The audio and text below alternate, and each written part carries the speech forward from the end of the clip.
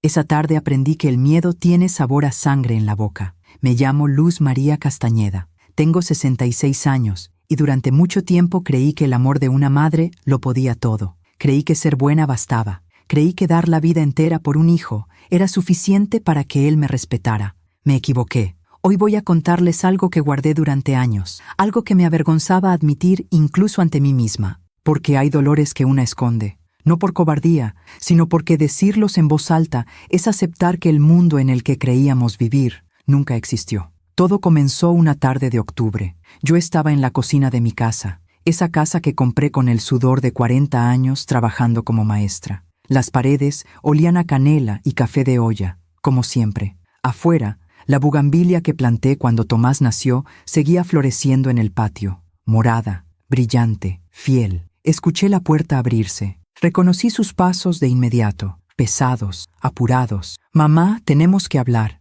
dijo Tomás desde la sala. Su voz sonaba distinta, más dura, más fría. Dejé la taza de café sobre la mesa y salí a recibirlo. Llevaba puesta una camisa arrugada y los ojos le brillaban de una manera extraña. Detrás de él venía ella, mi nuera, Adriana, con esa sonrisa que nunca llegaba a los ojos. «Buenas tardes, doña Luz María», dijo, casi cantando. No respondí. Algo en mi pecho me advirtió que esa visita no era casual. «Siéntate, mamá», ordenó Tomás. Ordenó. No me pidió, me ordenó. Me senté en el sillón donde tantas veces lo arrullé de niño, donde le leí cuentos, donde le enseñé a rezar. Adriana cerró la puerta de entrada. El sonido del seguro me heló la sangre. Tomás sacó un papel doblado del bolsillo de su pantalón. Lo aventó sobre la mesa de centro. «Es una procuración», dijo. «Vas a firmarla». No entendí, o no quise entender. ¿Una procuración? ¿Para qué, hijo? Para que yo pueda manejar tus cosas, la casa,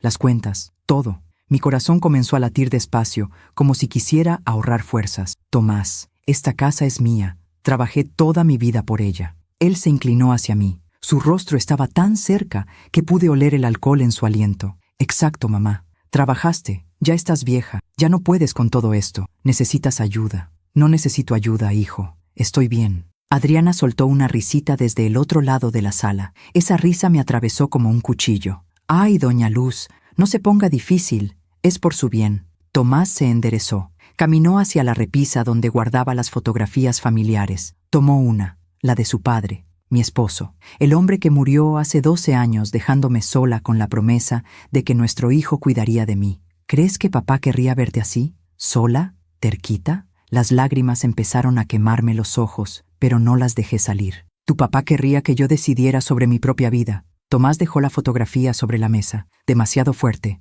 El vidrio del marco se rajó. «Firma, mamá». No, esa palabra me salió sin pensarla. Firme, clara, y entonces pasó. Tomás se quitó el cinturón. El cuero negro se deslizó entre las trabillas de su pantalón con un sonido que todavía escucho en las noches. Lo enrolló en su mano derecha. Sus nudillos se pusieron blancos. «Te lo voy a preguntar una última vez, mamá. ¿Vas a firmar o no? A veces confiamos demasiado en quien no debemos. ¿Tú también te has decepcionado de alguien que amabas? Cuéntame tu historia en los comentarios. Quiero leerte». Miré el cinturón, miré a mi hijo, y en sus ojos no encontré nada de lo que había conocido durante 42 años. «No voy a firmar nada, Tomás». Adriana aplaudió despacio desde su rincón, como si estuviera viendo una función de teatro. «¡Ay, qué valiente!», dijo, con esa voz melosa que siempre usaba cuando quería herirme. «Mira nada más, la abuelita tiene carácter». Tomás levantó el cinturón. Yo cerré los ojos, y justo en ese momento, alguien tocó la campainha. Ding dong. El sonido resonó en toda la casa. Tomás se quedó paralizado. Adriana dejó de sonreír. «¿Quién es?», preguntó ella con un hilo de voz. «No sé», susurré. Volvieron a tocar, esta vez más fuerte. Ding dong, ding dong. Adriana caminó hacia la puerta con pasos lentos. Tomás escondió el cinturón detrás de su espalda. Ella abrió, y entonces empezó a gritar. El grito de Adriana me devolvió a la realidad como un balde de agua fría. Se tambaleó hacia atrás, con las manos en la boca, los ojos desorbitados. Desde donde yo estaba sentada no podía ver quién había tocado, pero escuché una voz masculina, seria, tranquila. «Buenas tardes. ¿Es aquí donde vive la señora Luz María Castañeda?». Tomás dejó caer el cinturón al suelo. El cuero golpeó las baldosas con un sonido seco. «¿Quién es usted?», tartamudeó. 2 hombres entraron a mi sala, Uno llevaba un traje gris impecable y un maletín de piel. El otro vestía uniforme. Uniforme de policía. Soy el licenciado Ernesto Valdés, abogado de la familia Castañeda, dijo el del traje. Y él es el oficial Martínez. Recibimos su llamada, doña María. Venimos a garantizar que nadie la obligue a firmar nada. Adriana empezó a negar con la cabeza, como si pudiera deshacer lo que estaba pasando con puro movimiento. No, no, no. Esto es un malentendido. El oficial Martínez miró el cinturón en el suelo. Luego miró a Tomás. No dijo nada, pero no hacía falta. Yo no hice ninguna llamada, dije con la voz quebrada. El licenciado Valdés se acercó a mí con pasos lentos, respetuosos. Se agachó para quedar a mi altura. Lo sé, señora, pero alguien que la quiere mucho, sí lo hizo. En ese momento entendí todo. Entendí quién había llamado, y entendí que mi vida estaba a punto de cambiar para siempre. Pero déjenme contarles cómo llegué hasta aquí, porque una historia así no empieza en un momento de terror. Empieza mucho antes, en los días en que todo parecía perfecto. Cuando Tomás nació, yo tenía 24 años. Era maestra de primaria en una escuela pública del centro de la ciudad.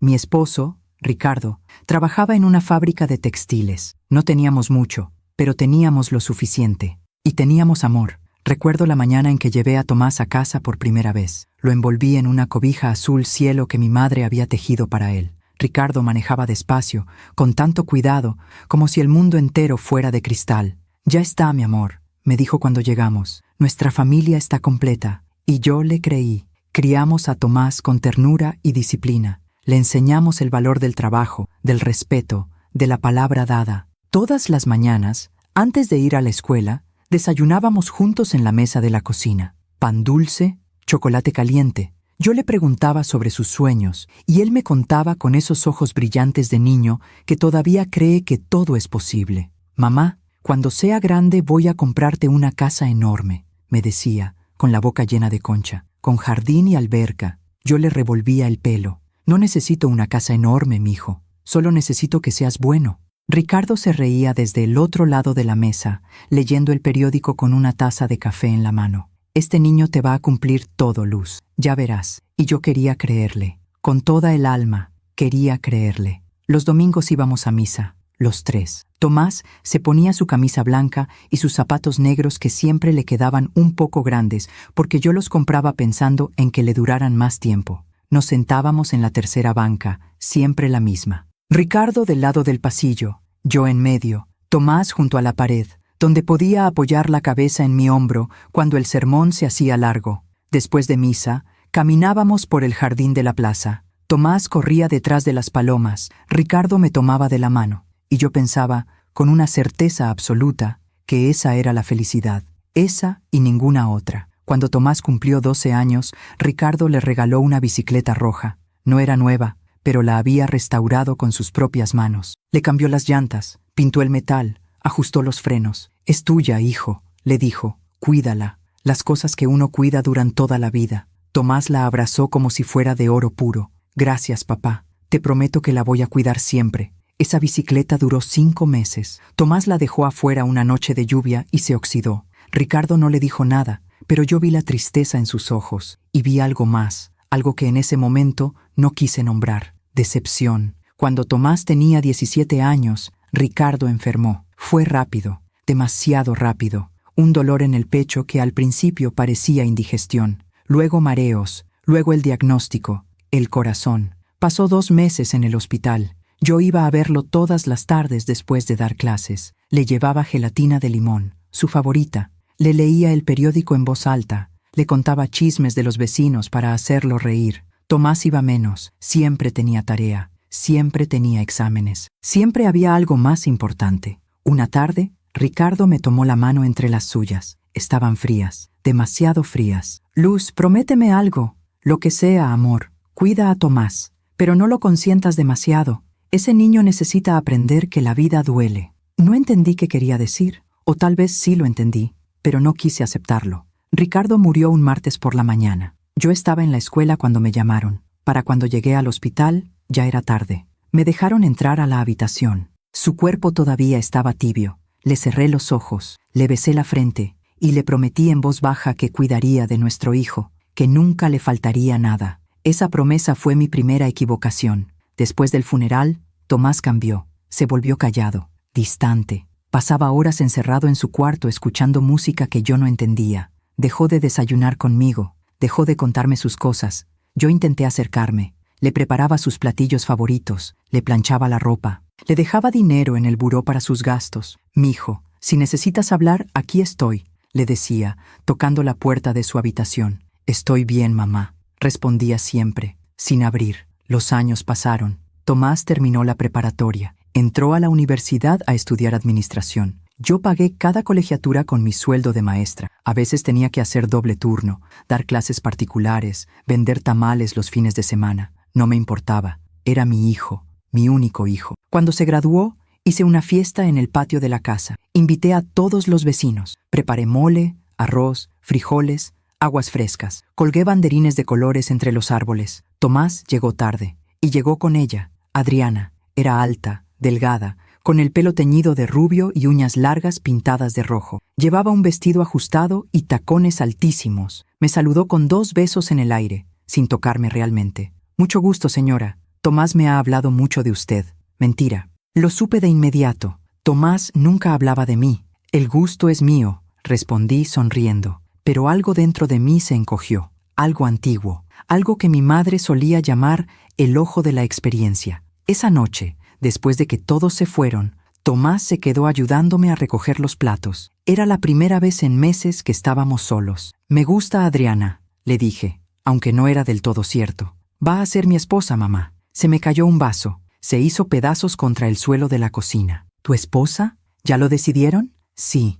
Nos vamos a casar el próximo año». Recogí los vidrios con las manos temblorosas. Uno me cortó el dedo. La sangre manchó el trapo de cocina. «¿La amas?» Tomás no respondió de inmediato, y ese silencio me dijo todo lo que necesitaba saber. «Es mi decisión, mamá». «Lo sé, mijo. Solo quiero que seas feliz». Él se agachó para ayudarme con los vidrios. «Voy a hacerlo. Ya verás». Pero cuando me miró, en sus ojos había algo que no era felicidad, era miedo. Y yo, como todas las madres que aman demasiado, decidí no verlo. La boda fue en junio, un mes que siempre me había gustado, porque el cielo de la ciudad se pone de un azul limpio, casi infantil. Pero ese junio fue gris. Llovió el día de la ceremonia. Yo había ahorrado durante 2 años para ayudarles. Pagué el salón, la comida, el pastel, las flores. Adriana quería rosas blancas. Miles de rosas blancas. Yo conté cada peso que salía de mi cartera, pero no dije nada. «Es para mi hijo», me repetía. «Es para su felicidad».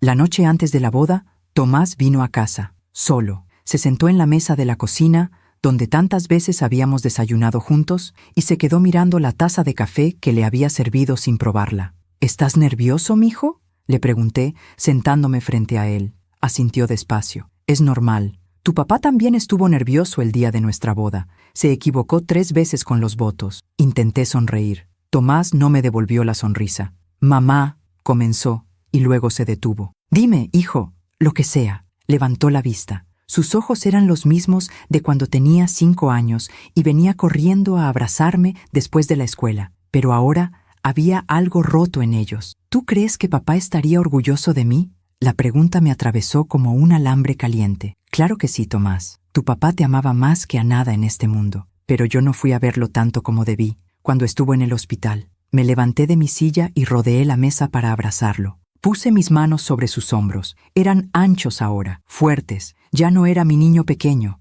pero seguía siendo mi niño. Tu papá entendía, mijo. Eras joven, tenías miedo». «Todavía tengo miedo», susurró. «¿De qué?». No respondió, solo me abrazó, fuerte, como no me abrazaba desde que era niño. Y yo sentí, en ese abrazo, una despedida. La ceremonia fue en una iglesia pequeña del barrio. Adriana llegó media hora tarde, como ella decía que hacían las novias elegantes. Yo estaba sentada en la primera banca, con un vestido azul marino que había comprado en oferta. A mi lado estaba doña Carmen, mi vecina de toda la vida, que había venido para acompañarme. «Se ve guapo el muchacho», me susurró, apretándome la mano. «Igualito a su papá», respondí, y las lágrimas empezaron a quemarme los ojos. Cuando Adriana entró, todos voltearon. Llevaba un vestido blanco enorme, con pedrería y una cola tan larga que 2 niñas tenían que cargarla. Su maquillaje era perfecto. Su sonrisa también, demasiado perfecta, demasiado ensayada. Caminó hacia el altar con pasos lentos, al ritmo de la música, pero no miró a Tomás. Miraba a los invitados, como si estuviera en una pasarela. La ceremonia fue rápida. El padre habló sobre el amor, la paciencia, el perdón. Adriana suspiró con impaciencia. Tomás mantenía la vista fija en el suelo. Cuando el padre preguntó si aceptaba a Adriana como su esposa, Tomás tardó 3 segundos en responder. 3 segundos que se sintieron como una eternidad. Sí, acepto. La voz le salió ronca, quebrada. Adriana sonrió. Esa sonrisa que nunca llegaba a los ojos. La fiesta fue en un salón de eventos cerca de la iglesia. Había más de 150 personas. Yo solo conocía a 20. El resto eran amigos de Adriana, familia de Adriana, gente que hablaba fuerte, que reía más fuerte, que tomaba sin medida. Me senté en una mesa al fondo, junto a doña Carmen y algunas maestras de la escuela. Nadie me invitó a sentarme en la mesa principal, ni siquiera Tomás. ¿No deberías estar allá, con los novios?, me preguntó una de las maestras, señalando la mesa donde Tomás y Adriana brindaban con champán. No quiero molestar, respondí, pero la verdad era otra. Nadie me había invitado, y yo no me atrevía a ir. A mitad de la cena, Adriana pidió el micrófono. Se paró, con su vestido brillante y su copa en alto, y empezó a hablar. Quiero agradecer a todos por venir a celebrar con nosotros este día tan especial, especialmente a mi familia, que siempre ha estado ahí para mí, y a Tomás, por supuesto, por elegirme como su compañera de vida. Hizo una pausa. La gente aplaudió. Y también quiero agradecer a mi suegra, doña Luz María, que tuvo el detalle de ayudarnos con algunos gastos de la boda. Algunos gastos. Yo había pagado casi todo, pero no dije nada, solo sonreí desde mi mesa al fondo. Y cuando Adriana me señaló con la mano, todos voltearon a verme como si recién se dieran cuenta de que yo existía. Doña Carmen apretó mi mano por debajo de la mesa. Respira, mijita, solo respira. Esa noche, cuando la fiesta terminó, ayudé a recoger las mesas. Las meseras intentaron detenerme. No, señora, nosotras nos encargamos. No es molestia, respondí. Necesitaba hacer algo con las manos, algo que me ayudara a no pensar. Tomás y Adriana se fueron temprano a su luna de miel, Cancún. Todo pagado, un regalo de los papás de ella. No se despidieron de mí, solo me enviaron un mensaje al día siguiente. Ya llegamos, todo bien, te llamamos luego. No llamaron. Cuando regresaron, 2 semanas después, yo había limpiado y arreglado la casa que rentaban. Era un departamento pequeño en una colonia a media hora de distancia. Pinté las paredes, lavé las ventanas, puse cortinas nuevas, llené el refrigerador. ¡Ay, suegra! No debió haberse molestado, dijo Adriana cuando vieron todo. Pero su tono no era de agradecimiento, era de fastidio. No fue molestia, mija. Quiero que empiecen bien. Tomás no dijo nada. Solo caminó por el departamento con las manos en los bolsillos, mirando todo con una expresión vacía. ¿Te gusta, hijo?, pregunté. Sí, mamá. Está bien, pero no me miró al decirlo. Los primeros meses fueron tranquilos. Yo los visitaba los domingos. Les llevaba comida, tamales, pozole, lo que hubiera preparado. Adriana siempre me recibía en la puerta, sin invitarme a pasar. Ay, suegra, qué linda. Pero ahorita estamos ocupados. Tomás aparecía detrás de ella, con cara de cansancio. Mamá, mejor nos vemos otro día, ¿sí? Claro, mijo, claro. Y me iba con los táperes llenos en las manos, preguntándome qué había hecho mal. Mientras cuento todo esto, pienso en dónde estarás escuchándome. Escribe el nombre de tu ciudad en los comentarios. Una tarde, 6 meses después de la boda, Tomás llegó a mi casa sin avisar. Tocó la puerta con tanta fuerza que pensé que algo terrible había pasado. ¿Qué pasó, hijo? ¿Estás bien? Entró sin responder. Se dejó caer en el sillón de la sala. Tenía ojeras profundas. Las manos le temblaban. Necesito dinero, mamá.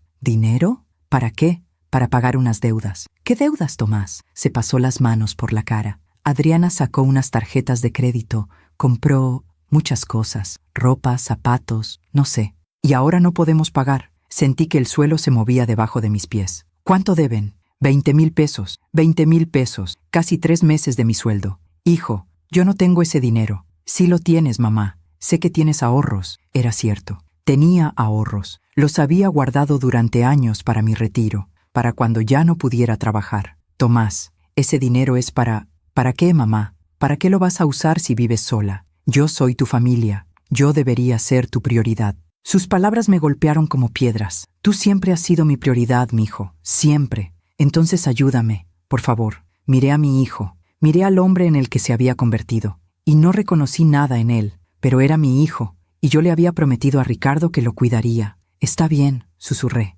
Te voy a ayudar. Le di el dinero al día siguiente. Tomás lo tomó sin mirarme a los ojos. No me dio las gracias. Solo dijo, te lo voy a regresar, mamá. Te lo prometo. Nunca lo hizo. 2 meses después, volvió a pedirme dinero. Luego otra vez, y otra. Siempre era lo mismo. Adriana compraba. Tomás pedía. Yo daba. Hasta que un día, un sábado por la tarde, Tomás llegó con Adriana. Los dos, serios. Mamá, tenemos que hablar contigo. Claro, mijo. Siéntense. ¿Quieren café? No, mamá. No queremos café. Queremos hablar de la casa. ¿La casa? Adriana se cruzó de brazos. Llevaba un suéter nuevo, camel, suave, caro. Esta casa es muy grande para usted sola, doña Luz. Es una pena que la tenga vacía. No está vacía. Yo vivo aquí. Sí, pero es usted una sola persona. Nosotros somos 2, y pronto vamos a ser más. Tardé un segundo en entender. ¿Estás embarazada? Adriana sonrió. Por primera vez, su sonrisa parecía real. De 3 meses. Debía haber sentido alegría. Debía haber gritado, llorado de felicidad,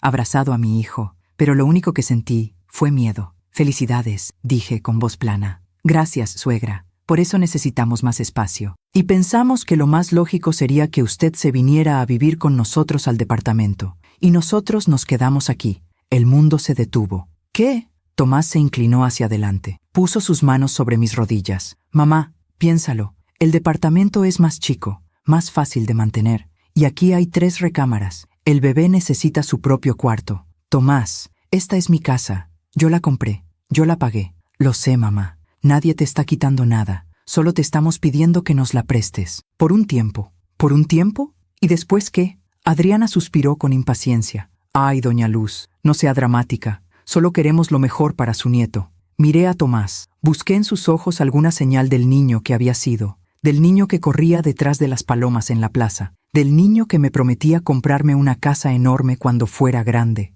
No encontré nada. Déjenme pensarlo, dije. Tomás se levantó. Adriana también. No hay mucho que pensar, mamá. Es tu nieto, tu familia. Y se fueron. Esa noche no dormí. Me quedé sentada en la mesa de la cocina, mirando la taza de café que se enfriaba entre mis manos. Y por primera vez en muchos años pensé en Ricardo, en su última petición. Cuida a Tomás, pero no lo consientas demasiado. Ya era tarde. Ya lo había consentido demasiado. Y ahora estaba pagando el precio. Pasaron 3 semanas antes de que volvieran a tocar el tema. 3 semanas en las que yo me despertaba cada madrugada con el estómago hecho nudo, preguntándome cómo había llegado hasta aquí. En las noches me sentaba en el sillón de la sala, el mismo donde Ricardo solía leer el periódico, y miraba las paredes de mi casa. Cada una tenía una historia. Ahí estaba la marca de cuando Tomás aprendió a andar en bicicleta dentro de la casa y chocó contra la pared.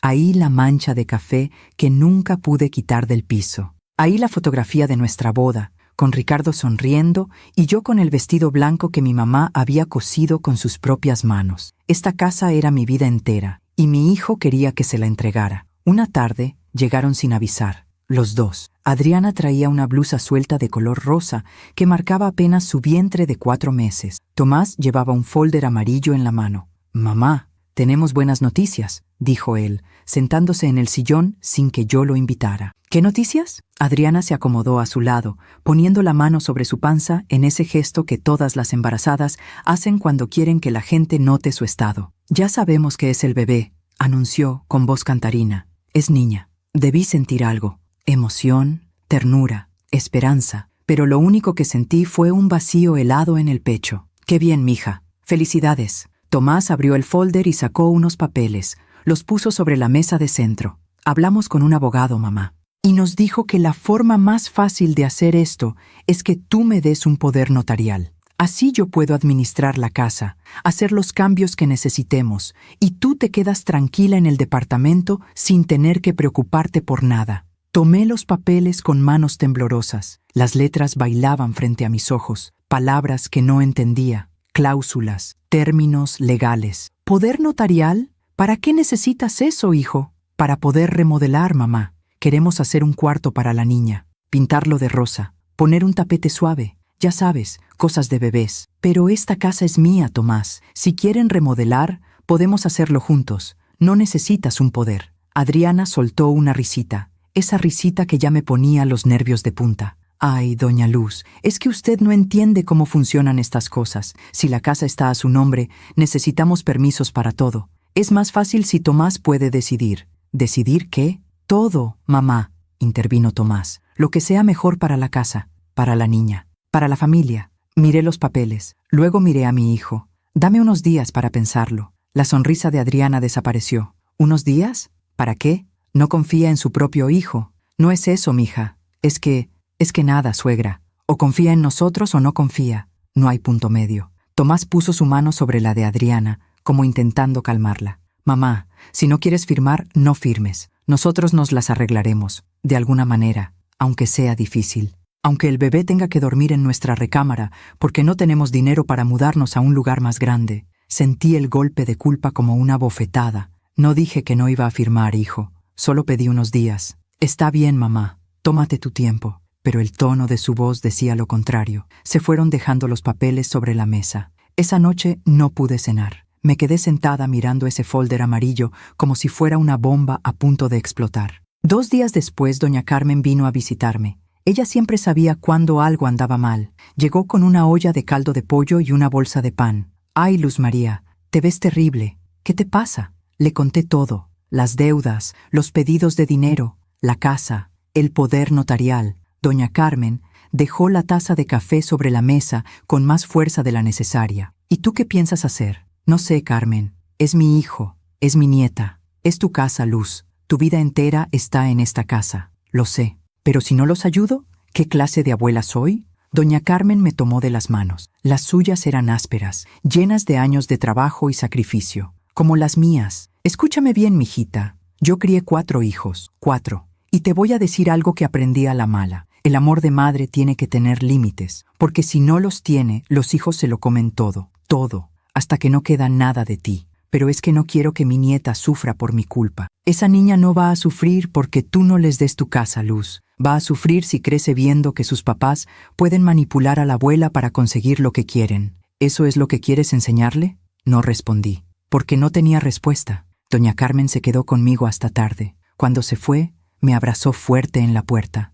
«Piensa en ti, Luz María. Por una vez en tu vida, piensa en ti». Pero no pude, porque esa misma noche, Tomás me llamó. Su voz sonaba rara, ahogada. «Mamá, ¿puedo ir a verte?» «Claro, mijo. ¿Pasó algo?» «Ahora voy». Llegó media hora después, solo, sin Adriana. Traía los ojos rojos, como si hubiera estado llorando. «¿Qué pasó, hijo? ¿Dónde está Adriana?» «En el departamento. Tuvimos una pelea». «¿Por qué?» Se dejó caer en el sillón. Se cubrió la cara con las manos. «Porque yo le dije que tal vez estábamos presionándote demasiado, que tal vez debíamos buscar otra solución». Y ella se puso furiosa. Mi corazón dio un salto. Por primera vez en meses reconocí a mi hijo. «Ay, mi hijo, ven acá». Me senté a su lado. Lo abracé como cuando era niño. Él apoyó la cabeza en mi hombro. «No sé qué hacer, mamá. Ella siempre quiere más. Más ropa, más cosas, más dinero. Y yo ya no puedo. Ya no puedo más. Entonces dile que no, hijo. Ponle un límite. No puedo.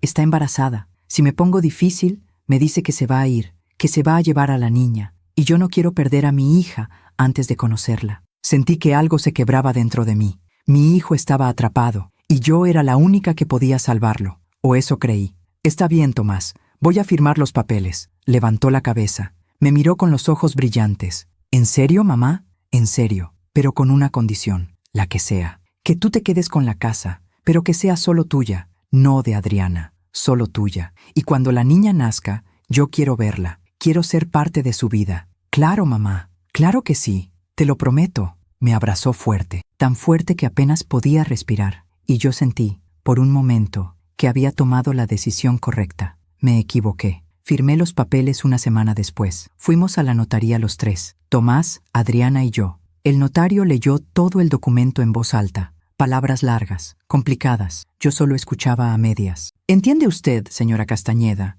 que al firmar este poder notarial le está otorgando a su hijo la facultad de administrar, vender, hipotecar o realizar cualquier acto jurídico sobre el inmueble ubicado en...?» «Sí, entiendo». «¿Y lo hace por voluntad propia, sin presión de ningún tipo?» Miré a Tomás. Él me sonrió. esa sonrisa que había visto miles de veces cuando era niño y me pedía permiso para algo. Sí, por voluntad propia. Mentira. Firmé donde me indicaron, 3 veces, con mi nombre completo. Luz María Castañeda, viuda de Mendoza. Adriana aplaudió cuando terminé. Ay, suegra, sabía que usted entendería. Ahora somos una familia de verdad. El notario nos entregó las copias. Adriana las guardó en su bolsa. Rápido, como si tuviera miedo de que yo cambiara de opinión. Salimos de la notaría. Hacía calor. El sol me quemaba la piel. ¿Y cuándo me ayudan a mudarme al departamento?, pregunté. Tomás y Adriana se miraron. Pronto, mamá. Muy pronto. Primero tenemos que arreglar unas cosas. ¿Qué cosas? Cosas del bebé. Ya sabes. Y se fueron. Yo me quedé parada en la calle, con mi copia del documento en las manos, sintiéndome como si acabara de firmar mi sentencia de muerte. Durante los siguientes 2 meses, traté de comunicarme con ellos. Les llamaba, les mandaba mensajes, les llevaba comida. Siempre recibía la misma respuesta. Estamos ocupados, mamá. Luego hablamos. Una tarde decidí ir sin avisar. Toqué la puerta del departamento. Nadie abrió, pero escuché voces adentro. Risas. Toqué más fuerte. «Tomás, mijo, soy yo. Abre». Silencio. Volví a tocar, hasta que me dolieron los nudillos. Finalmente, la puerta se abrió.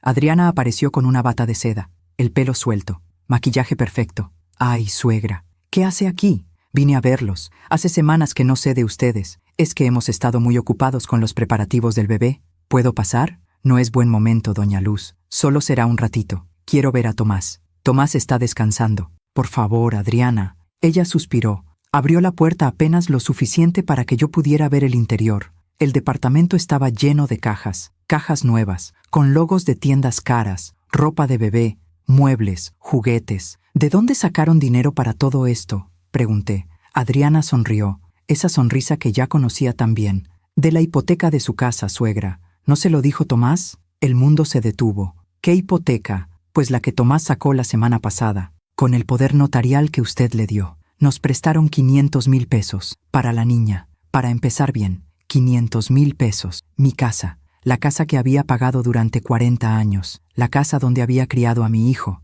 la casa donde Ricardo había muerto, hipotecada. ¿Dónde está Tomás?», susurré. «Ya le dije que está descansando». «¡Tomás!», grité. Adriana intentó cerrar la puerta, pero yo la empujé. Entré al departamento. Tomás estaba en el sillón, con una cerveza en la mano, viendo la televisión. «¿Es cierto, hijo? ¿Hipotecaste mi casa?». Tomás ni siquiera volteó a verme. «Necesitábamos el dinero, mamá». «Pero es mi casa». «Ya no, mamá. Ahora es mía. Tú me diste el poder. Tú firmaste». Sentí que las piernas me temblaban. «Pero me prometiste que iba a ser solo tuya, que me ibas a dejar ver a la niña». Adriana se cruzó de brazos. «Y la va a ver, suegra, cuando nosotros decidamos. Ahora, si nos disculpa, tenemos cosas que hacer». Me tomó del brazo. Me sacó del departamento, cerró la puerta en mi cara. Me quedé parada en el pasillo, sola, temblando, y por primera vez en mi vida entendí lo que significa estar completamente rota. Volví a mi casa, o a lo que había sido mi casa. Entré, me senté en la mesa de la cocina y lloré. Lloré por Ricardo, por no haberle hecho caso, por no haber puesto límites cuando debía. Lloré por Tomás, por el niño que fue, por el hombre en el que se había convertido. Lloré por mí, por mi ingenuidad, por mi amor ciego. Y cuando ya no me quedaron lágrimas, me levanté, me lavé la cara, me miré al espejo y tomé una decisión. Si mi hijo había decidido destruirme, yo iba a dejar que lo hiciera, pero con dignidad. Iba a quedarme en mi casa hasta que vinieran a sacarme. No iba a pelear, no iba a suplicar. Iba a conservar lo único que me quedaba, mi dignidad, aunque tuviera que perderlo todo. Los siguientes 3 meses fueron los más largos de mi vida. Me quedé en la casa, como había decidido, pero ya no era mi casa. Era un lugar prestado, un espacio donde yo era tolerada hasta que ellos decidieran lo contrario. Cada noche me acostaba preguntándome cuándo vendría alguien a tocar la puerta. Un banco, un abogado, alguien que me dijera que tenía que irme porque la hipoteca no se había pagado, porque mi hijo había decidido vender, porque ya no había lugar para mí. Tomás no volvió a llamarme, ni siquiera cuando la niña nació. Me enteré por Facebook, una fotografía de Adriana en el hospital, con una bebé envuelta en una cobija rosa. El pie de foto decía, Valeria Mendoza García, 7 libras, 2 onzas, el amor de nuestras vidas. 500 comentarios, 500 corazones, 500 extraños celebrando la llegada de mi nieta.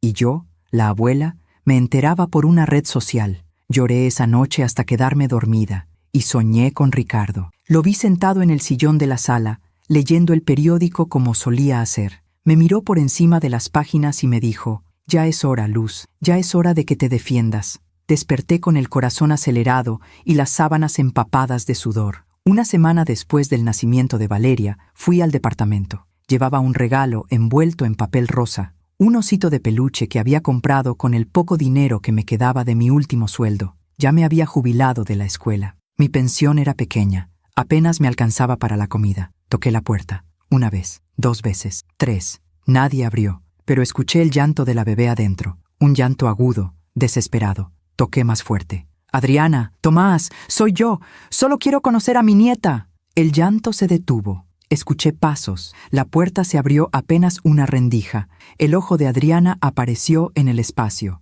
«¿Qué quiere, doña Luz?» «Vengo a conocer a Valeria. Soy su abuela». «No es buen momento. La niña está durmiendo, pero acabo de escucharla llorar. Se durmió justo ahora. Otro día, suegra». «Adriana, por favor, solo déjame verla un momento. 1 minuto». La puerta se abrió un poco más. Adriana llevaba una pijama arrugada, el pelo sucio, las ojeras profundas. Detrás de ella, el departamento se veía hecho un desastre. Ropa tirada por todos lados, platos sucios en la mesa. «¿Está todo bien, mija? ¿Necesitas ayuda?» «No necesitamos nada, doña Luz. Ya le dije, estamos bien. Pero yo podría ayudarte. Podría cocinar, limpiar, cuidar a la niña mientras tú descansas». Algo cambió en la mirada de Adriana. Una chispa. Un cálculo. ¿De verdad?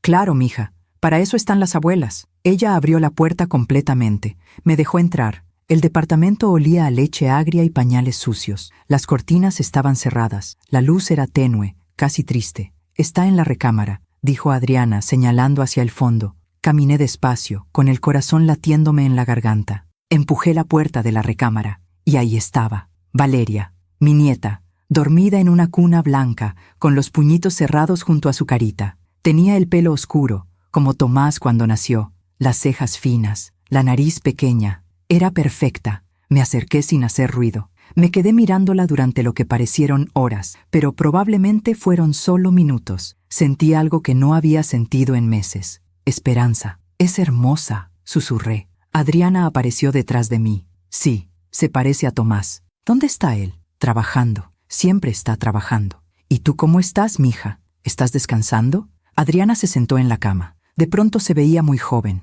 muy cansada. «No duermo. La niña se despierta cada 2 horas. Llora todo el tiempo. Y yo no sé qué hacer. Por primera vez desde que la conocí, vi algo real en ella. Miedo, agotamiento, vulnerabilidad. Es normal, Adriana. Los primeros meses son difíciles, pero pasan. Te lo prometo. Mi mamá dice que es mi culpa. Que debí haber aprendido antes de tener hijos. No es culpa de nadie. Ser mamá se aprende haciendo». Valeria empezó a moverse. Abrió los ojos. Tenía los ojos de Ricardo, oscuros, profundos. «¿Puedo cargarla?», pregunté. Adriana dudó, luego asintió. Levanté a Valeria con cuidado. La apoyé contra mi pecho. Olía a bebé, a esa mezcla de leche y talco que es el olor más dulce del mundo. «Hola, mi amor», le susurré. «Soy tu abuela Luz, y te he esperado tanto». Valeria me miró con esos ojos enormes y sonrió. Una sonrisa de bebé, involuntaria, pero que me atravesó el corazón. «Mira, Adriana, está sonriendo». Pero cuando volteé, Adriana estaba en su teléfono, escribiendo algo. Ni siquiera nos miraba. Ese día me quedé 4 horas. Cambié pañales, calenté biberones, lavé platos. Adriana se fue a bañar, luego se durmió. Cuando Tomás llegó, ya era de noche. Entró con la camisa arrugada y la corbata floja. «Mamá, ¿qué haces aquí?» «Vine a conocer a mi nieta, y me quedé para ayudar». Tomás miró a su alrededor. El departamento estaba limpio, ordenado, olía a comida. Yo había preparado caldo de pollo. «Gracias, mamá». «De nada, mijo». Nos quedamos en silencio, él mirando el suelo, yo mirándolo a él. «Perdón por no haberte llamado», dijo finalmente. «He estado muy ocupado». «Lo sé, hijo, lo sé. ¿Quieres quedarte a cenar?» Era la primera vez en meses que me invitaba a quedarme, la primera vez que me hablaba sin frialdad. «Me encantaría». Cenamos los 3. Adriana casi no habló. Tomás tampoco. Pero yo me sentí feliz. Por primera vez en tanto tiempo, me sentí parte de algo. Cuando me fui, Tomás me acompañó hasta la puerta. «Mamá, ¿podrías venir mañana para ayudar con la niña? Solo un rato». «Claro, mijo, a la hora que necesites». «Gracias, de verdad, gracias». Me abrazó, rápido, torpe, pero me abrazó. Y yo volví a casa con algo que no había sentido en mucho tiempo, esperanza de que tal vez, solo tal vez, las cosas iban a mejorar. Qué ingenua fui. Durante las siguientes semanas fui todos los días al departamento. Me convertí en la niñera no pagada, la cocinera, la sirvienta. Llegaba a las 8 de la mañana, me iba a las 8 de la noche, cuidaba a Valeria, limpiaba, cocinaba, lavaba ropa. Adriana pasaba el día en su recámara, viendo televisión, hablando por teléfono, comprando cosas por internet que no necesitaban y que no podían pagar. Tomás llegaba tarde, siempre tarde, oliendo a cerveza, a cigarro, a lugares que yo no quería imaginar. Una noche, cuando estaba acostando a Valeria, encontré un papel bajo la cuna. Era un recibo, del banco, un aviso de pago atrasado, la hipoteca de mi casa. Llevaban 3 meses sin pagar. 3 meses. Guardé el papel en mi bolsa. No dije nada, pero esa noche no pude dormir. Al día siguiente llegué más temprano. Adriana todavía estaba durmiendo. Tomás se estaba preparando para salir. «Hijo, tenemos que hablar». «Ahora no, mamá. Llego tarde al trabajo». «Es importante». «Después, mamá». «Ahora, Tomás». Mi voz salió más fuerte de lo que pretendía. Valeria empezó a llorar en su cuna. Adriana salió de la recámara con el pelo hecho un desastre. «¿Qué pasa? ¿Por qué gritan?» Saqué el recibo de mi bolsa. Lo puse sobre la mesa. «¿Qué es esto?» Tomás ni siquiera lo miró. «Es un recibo del banco, mamá. Ya sé lo que dice. Llevan 3 meses sin pagar la hipoteca». «3 meses. ¿Qué va a pasar con mi casa?» «No es tu casa, mamá. Es mi casa. Tú me diste el poder, ¿recuerdas? Te lo di para que la cuidaras, no para que la perdieras». Adriana se cruzó de brazos. Ya no se veía vulnerable. Ya no se veía cansada. Se veía furiosa. «Ay, doña Luz, siempre lo mismo. Que su casa, que su casa. ¿Sabe qué? Estamos hartos. Hartos de que nos reclame. Hartos de que nos juzgue. Yo no los juzgo. Solo quiero saber qué va a pasar». «Lo que va a pasar», dijo Tomás, tomando sus llaves, «es que vamos a arreglarlo, a nuestra manera». «Y si no te gusta, pues lo siento, mamá. Pero es mi problema, no el tuyo». «¿Cómo que no es mi problema? Es mi casa». «Ya no», gritó. «Ya no es tu casa. Es mía. Y voy a hacer con ella lo que me dé la gana». Salió dando un portazo. El sonido hizo que Valeria llorara más fuerte. Adriana me miró con esos ojos fríos que ya conocía también. «Si quiere seguir viendo a su nieta, suegra, le sugiero que se calle y haga lo que le decimos, porque si nos molesta mucho,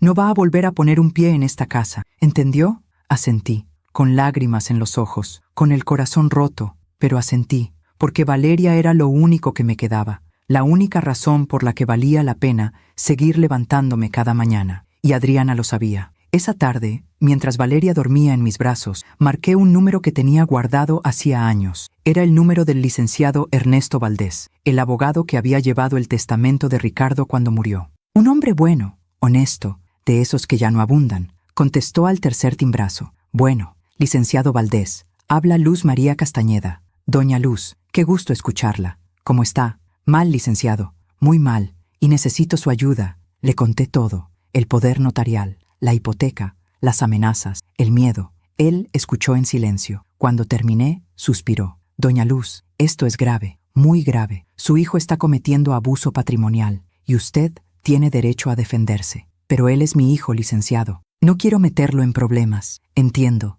pero tampoco puede permitir que la despojen de lo que es suyo. ¿Qué quiere hacer? No lo sé, solo sé que tengo miedo. Miedo de perder a mi nieta, miedo de perder mi casa, miedo de todo. Escúcheme bien, doña Luz, yo voy a ayudarla, pero usted tiene que prometerme algo». «¿Qué?» «Que va a dejar de tener miedo, porque el miedo es lo que ellos usan para controlarla. Y mientras usted tenga miedo, ellos van a seguir abusando». Sus palabras me atravesaron como una flecha. «¿Y qué hago, licenciado?» «Por ahora nada. Siga su vida normal, siga viendo a su nieta, pero yo voy a investigar, voy a revisar los documentos, y cuando tenga todo listo, vamos a actuar». «¿Actuar cómo?» «Ya verá, doña Luz, ya verá». Colgué el teléfono con el corazón acelerado. No sabía si había hecho lo correcto. No sabía qué iba a pasar, pero por primera vez en meses sentí algo parecido a la esperanza. Las siguientes semanas fueron extrañas. Seguí yendo al departamento todos los días. Seguí cuidando a Valeria. Seguí cocinando y limpiando. Pero había algo diferente en mí.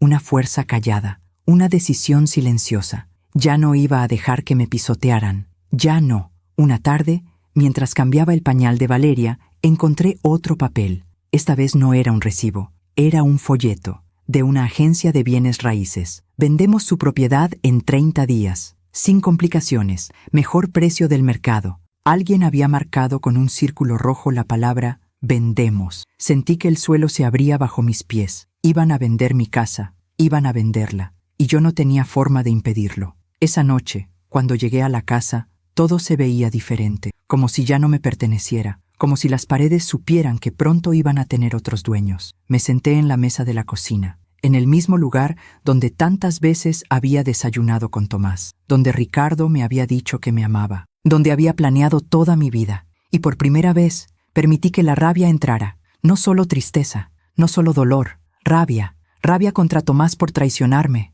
contra Adriana por manipularlo, contra mí misma por haber sido tan ciega, pero sobre todo, rabia contra el silencio, contra todos esos años de callarme, de aguantar, de decir que sí cuando quería decir que no. Ya no más. Tomé mi teléfono. Marqué el número del licenciado Valdés. Licenciado, soy Luz María. Doña Luz. ¿Qué pasó? Van a vender mi casa. Silencio. Entonces no tenemos tiempo que perder. Mañana a primera hora venga a mi oficina. Vamos a preparar una estrategia. ¿Qué clase de estrategia? La clase que su hijo no se va a esperar. Colgué. Me quedé mirando el teléfono y sonreí. Por primera vez en meses, sonreí. Porque finalmente había entendido algo. No iba a recuperar mi vida suplicando. No iba a recuperar mi dignidad rogando. Iba a recuperarlas peleando. Esa noche no dormí. Me quedé sentada en el sillón de la sala, con las luces apagadas, mirando las sombras que la luz de la calle dibujaba en las paredes. Pensé en todas las decisiones que me habían llevado hasta aquí.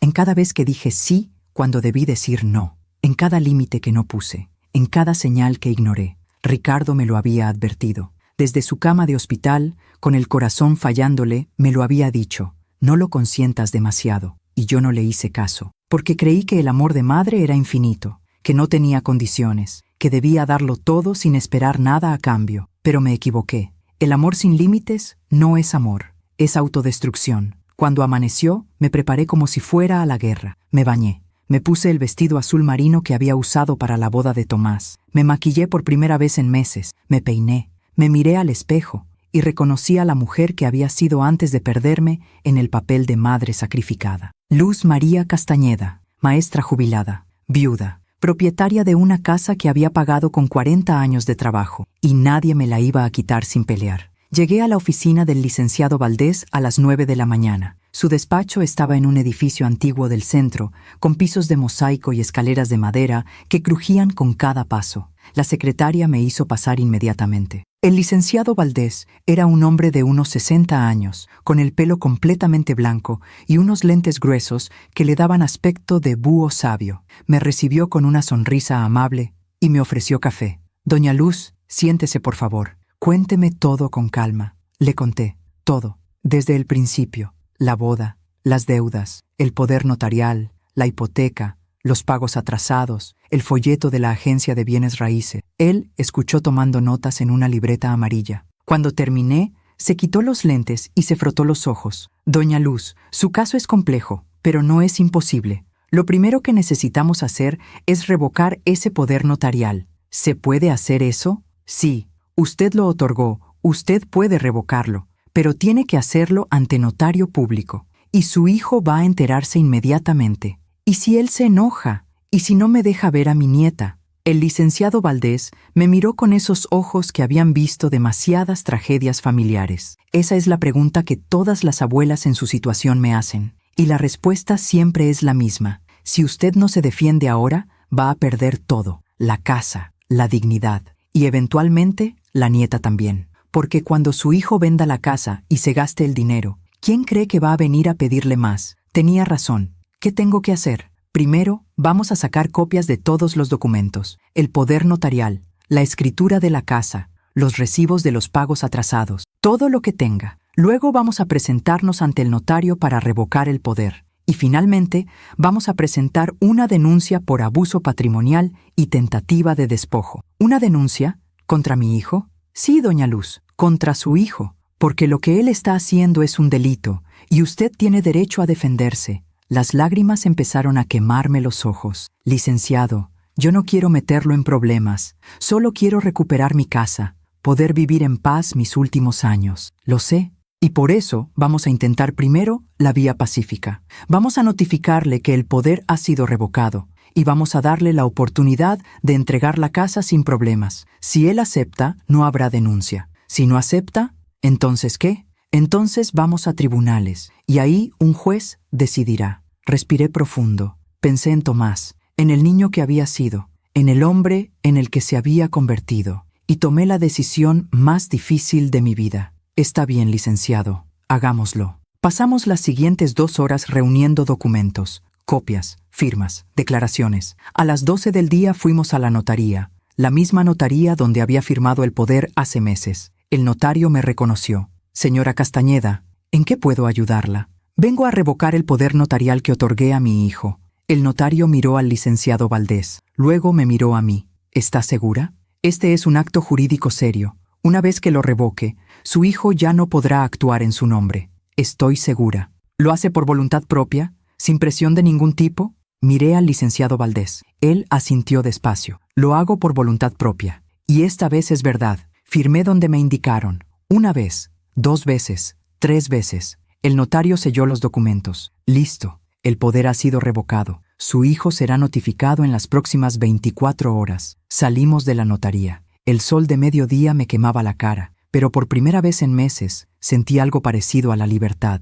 ¿Y ahora qué pasa?, pregunté. Ahora esperamos. Su hijo recibirá una notificación oficial. Puede responder de 2 formas: aceptarlo y entregarle la casa sin problemas, o negarse y obligarnos a ir a tribunales. ¿Cuál cree que elegirá? El licenciado Valdés no respondió, pero su silencio me dijo todo lo que necesitaba saber. Esa tarde no fui al departamento. Por primera vez en semanas, no fui a cuidar a Valeria. Me quedé en casa, preparé té de manzanilla, me senté en el sillón y esperé. El teléfono sonó a las 6 de la tarde. Era Tomás. «Mamá, ¿por qué no viniste hoy?» «Estaba ocupada, hijo». «¿Ocupada? ¿Con qué? Si nunca haces nada». Su tono era irritado, impaciente. «Con cosas mías, Tomás. Tengo derecho a tener cosas mías». Silencio. Luego escuché la voz de Adriana de fondo. «Pregúntale si puede venir mañana temprano. Tengo que ir al salón». «Mamá, ¿puedes venir mañana a las 8? Adriana tiene cosas que hacer». «No puedo, hijo». «¿Cómo que no puedes? Siempre vienes». «Mañana no puedo».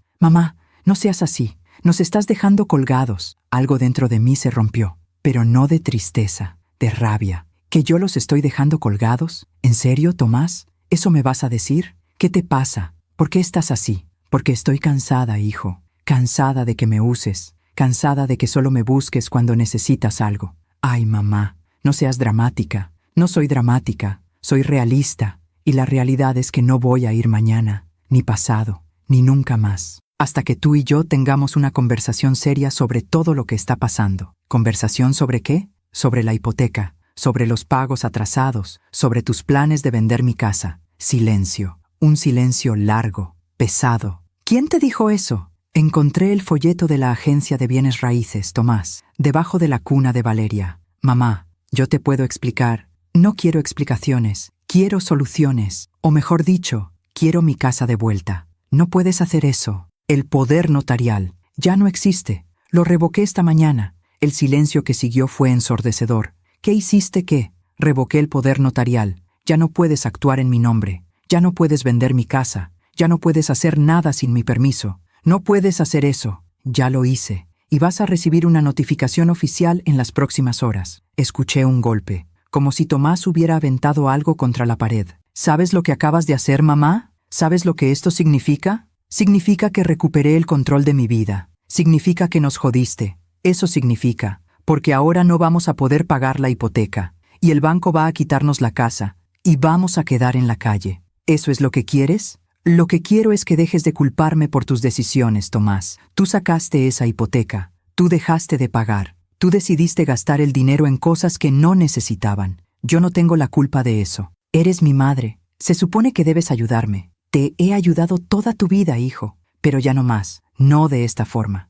Entonces no vuelvas a ver a tu nieta, porque si no nos ayudas, no tienes derecho a ser parte de su vida. Sus palabras me atravesaron como cuchillos. ¿Me estás amenazando con mi propia nieta? No es amenaza, es la verdad. Si no estás con nosotros, estás contra nosotros, y nosotros protegemos a Valeria de la gente que nos hace daño. Tomás colgó. Me quedé con el teléfono en la mano, temblando. Había pasado lo que más temía, lo que había tratado de evitar durante meses. Me habían quitado a Valeria. Esa noche lloré. Lloré como no había llorado desde la muerte de Ricardo. Lloré por todo lo que había perdido, por todo lo que nunca iba a recuperar. Pero cuando terminé de llorar, cuando ya no me quedaron lágrimas, me lavé la cara, me miré al espejo y me di cuenta de algo. Por primera vez en mucho tiempo, la mujer que me miraba desde el espejo tenía dignidad.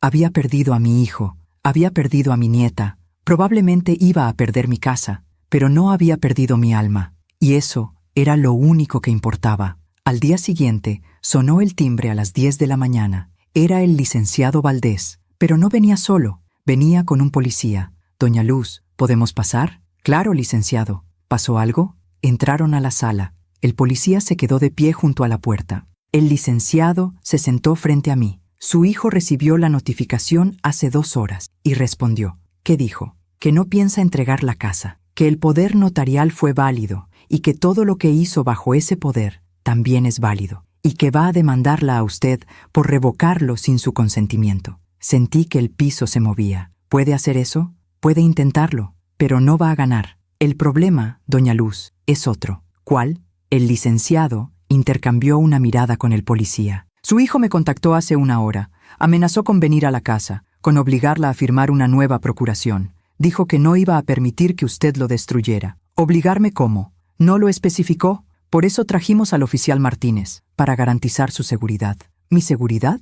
¿De mi propio hijo? El licenciado me miró con esos ojos tristes que lo habían visto todo. Doña Luz, cuando el dinero está de por medio, la gente hace cosas que nunca imaginó que haría, incluso la familia, especialmente la familia. Me quedé en silencio, pensando en Tomás, en el niño que había sido, en el hombre en el que se había convertido. ¿De verdad era capaz de hacerme daño? No quería creerlo, pero en el fondo ya lo sabía. La respuesta era sí. Pasaron 3 días. 3 días en los que no salí de la casa, en los que cada ruido me hacía saltar, en los que dormía con las luces prendidas y el teléfono en la mano. El licenciado Valdés me llamaba 2 veces al día para ver cómo estaba. Me dijo que habían presentado la denuncia por abuso patrimonial, que el proceso iba a tardar, que necesitaba ser paciente, pero yo ya no tenía paciencia, solo tenía miedo. Y el 4.º día, cuando estaba en la cocina preparando café, escuché que alguien abría la puerta de entrada. No tocaron, simplemente entraron, con llave. Tomás tenía llave de mi casa. Sentí que el corazón se me detenía. Escuché sus pasos en la sala, luego la voz de Adriana. ¿Dónde está? Debe estar en la cocina. Me quedé paralizada, con la taza de café temblando en mi mano. Y entonces apareció Tomás. Pero no era el Tomás cansado y arrepentido que había venido a pedirme ayuda hace meses. Era otro hombre, con los ojos duros, la mandíbula apretada, las manos cerradas en puños. «Mamá, tenemos que hablar». «Tomás, ¿qué haces aquí?» «Vine a arreglar esto, de una vez por todas». Adriana apareció detrás de él. Llevaba a Valeria en brazos. Mi nieta me miró con esos ojos enormes, y yo sentí que me moría. «¿Por qué trajiste a la niña?», pregunté. «Porque quiero que entiendas lo que está en juego, mamá. Esto no es solo sobre nosotros, es sobre ella, tu nieta. ¿O ya no te importa?» «Claro que me importa. Pero, entonces firma esto». Sacó unos papeles del bolsillo de su chamarra. Los aventó sobre la mesa de la cocina.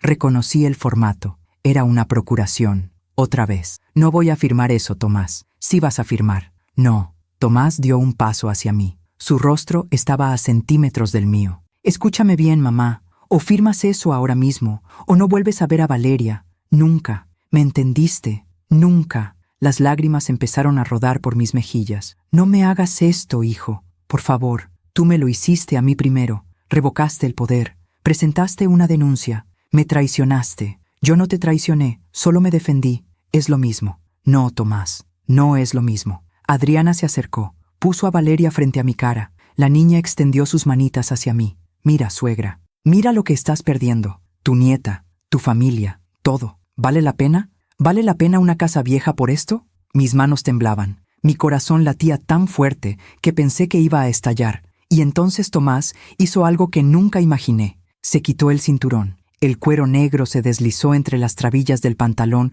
con ese sonido que nunca voy a olvidar. Un susurro amenazante que llenó toda la cocina. Tomás enrolló el cinturón en su mano derecha. Los nudillos se le pusieron blancos. «Mamá, por última vez, ¿vas a firmar o no?» Mi voz salió como un hilo. «No, Tomás, no voy a firmar». Adriana dio un paso atrás, alejándose con Valeria en brazos, pero no se fue. Se quedó ahí, mirando, esperando. «Entonces me obligas a hacer esto», dijo Tomás. Levantó el cinturón, y yo cerré los ojos. Aún me pregunto si hice lo correcto. ¿Y tú? ¿Qué habrías hecho en mi lugar? Pero el golpe nunca llegó. En su lugar, escuché el timbre de la puerta. Ding dong. El sonido resonó en toda la casa como una explosión. Tomás se quedó paralizado, el cinturón colgando en el aire. Adriana dejó de respirar. «¿Quién es?», susurró ella. «No sé», respondí con la voz quebrada. Volvieron a tocar, esta vez más fuerte, más insistente. «Ding dong, ding dong». «No abras», me ordenó Tomás. Pero yo ya estaba caminando hacia la puerta, con las piernas temblando, con el corazón a punto de salírseme del pecho.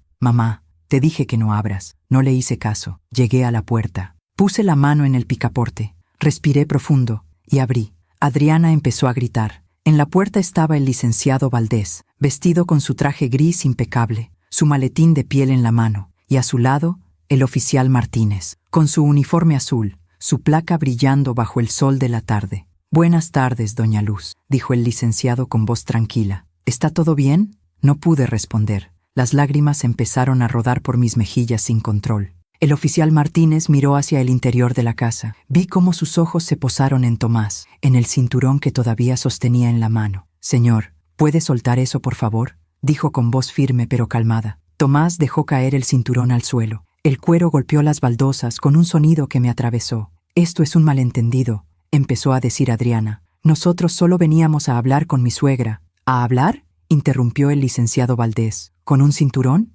Adriana se puso pálida. Valeria empezó a llorar en sus brazos. El oficial Martínez entró a la casa. Caminó despacio, con las manos en el cinturón, donde guardaba su radio y su arma. «Señora Castañeda, ¿se encuentra usted bien? ¿La han lastimado?». «No, oficial, no me han tocado». «¿Pero iban a hacerlo?».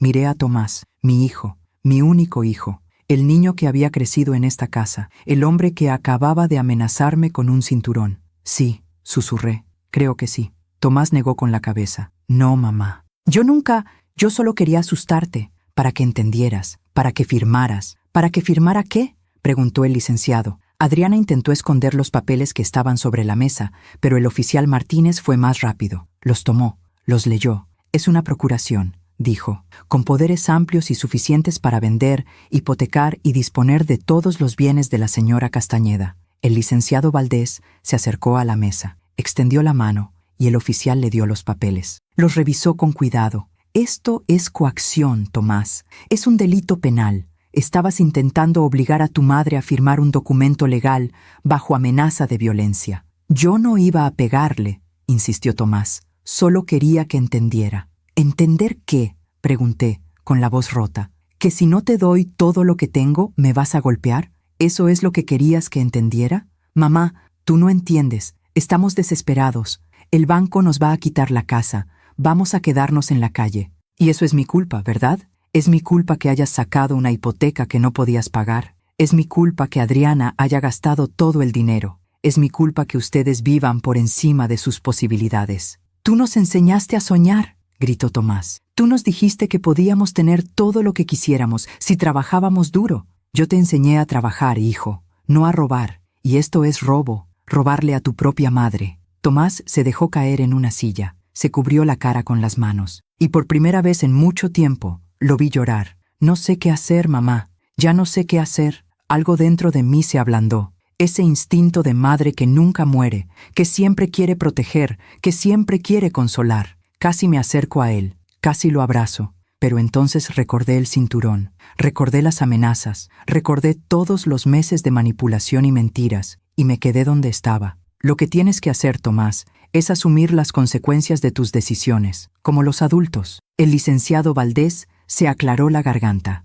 «Señor Mendoza, señora García, tienen dos opciones. Pueden irse ahora mismo, sin hacer más escándalo, y resolver esto de manera civilizada en los tribunales, o el oficial Martínez puede arrestarlos por allanamiento, coacción e intento de fraude. Ustedes deciden. Adriana fue la primera en moverse. Caminó hacia la puerta con Valeria en brazos. Pasó junto a mí sin mirarme. Tomás se levantó despacio. Se veía derrotado, envejecido, como si en una tarde hubiera perdido 10 años de vida. «Mamá, vete, Tomás. Por favor, solo vete. ¿Me estás corriendo de la casa donde crecí? Te estoy pidiendo que te vayas de la casa que es mía, que siempre ha sido mía, y que tú trataste de quitarme». Caminó hacia la puerta, pero antes de salir, se volteó. «Esto no se va a quedar así, mamá. Te lo prometo. No se va a quedar así. Es una amenaza, señor Mendoza», dijo el oficial Martínez, frente a 2 testigos. «Le sugiero que se vaya antes de que esto empeore». Tomás salió. La puerta se cerró detrás de él, y yo me desmoroné. El licenciado Valdés me ayudó a sentarme en el sillón. El oficial Martínez trajo un vaso de agua de la cocina. Me lo tomé con las manos temblando. «¿Cómo supieron que estaban aquí?», pregunté cuando pude hablar. El licenciado Valdés sonrió. Una sonrisa triste pero orgullosa. «No lo supimos. Pero cuando su hijo me llamó hace 3 días amenazando con venir, decidimos tomar precauciones. Hemos estado vigilando la casa. Cuando vimos que entraron, decidimos actuar». «¿Han estado vigilando mi casa durante 3 días?» «Día y noche, doña Luz, porque sabíamos que su hijo no se iba a quedar quieto. Y teníamos razón». «Gracias, licenciado. No sé qué habría pasado si ustedes no hubieran llegado». «Prefiero no pensarlo», dijo él, guardando los papeles de la procuración en su maletín. «Estos documentos son evidencia. Los vamos a agregar a la denuncia. Esto refuerza nuestro caso considerablemente». El oficial Martínez tomó fotografías de la escena, del cinturón en el suelo, de los papeles sobre la mesa, de todo. «Señora Castañeda, le recomiendo que cambie las cerraduras de su casa», dijo. «Su hijo tiene llave, y después de lo que pasó hoy, no es seguro que pueda entrar cuando quiera». Asentí. No había pensado en eso. «También deberíamos considerar una orden de restricción», agregó el licenciado Valdés, «para que su hijo no pueda acercarse a menos de 100 metros de usted o de esta propiedad». «¿Una orden de restricción? ¿Contra mi propio hijo?» «Es por su seguridad, doña Luz. Lo que pasó hoy fue grave, muy grave. Su hijo cruzó una línea, y no sabemos si está dispuesto a cruzar otra». Miré el cinturón todavía tirado en el suelo de la cocina, el símbolo de todo lo que se había roto entre nosotros. «Está bien», dije. «Hagan lo que tengan que hacer». Esa noche, después de que el licenciado y el oficial se fueron, doña Carmen vino a quedarse conmigo. Llegó con una maleta pequeña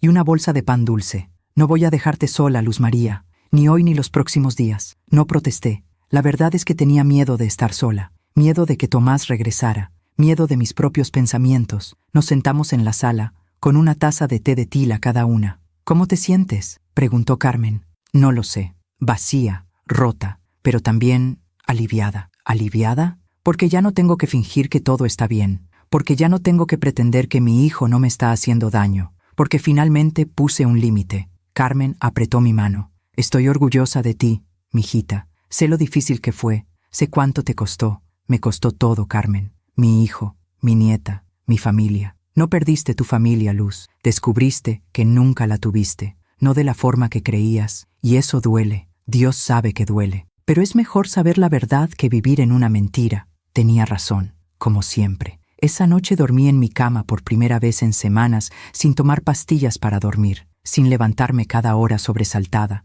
Dormí profundamente, como se duerme cuando finalmente se deja de cargar un peso que no nos correspondía. A la mañana siguiente, el cerrajero llegó a las 8, cambió todas las cerraduras, la puerta principal, la puerta trasera, la puerta del garaje. Me dio 3 juegos de llaves nuevas, una para usted, una de repuesto y otra por si acaso, dijo. Le di una a doña Carmen, guardé las otras 2. Por primera vez en mi vida, mi casa tenía cerraduras que mi hijo no podía abrir, y no sabía si sentirme segura o devastada. Los días siguientes fueron extraños, silenciosos. La casa se sentía demasiado grande, demasiado vacía. Esperaba que Tomás llamara, que viniera, que tocara la puerta pidiendo perdón. No lo hizo. El licenciado Valdés me llamaba todos los días para mantenerme informada. La denuncia había sido admitida. El juez había otorgado la orden de restricción temporal. Tomás tenía prohibido acercarse a mí o a la casa. ¿Y la hipoteca?,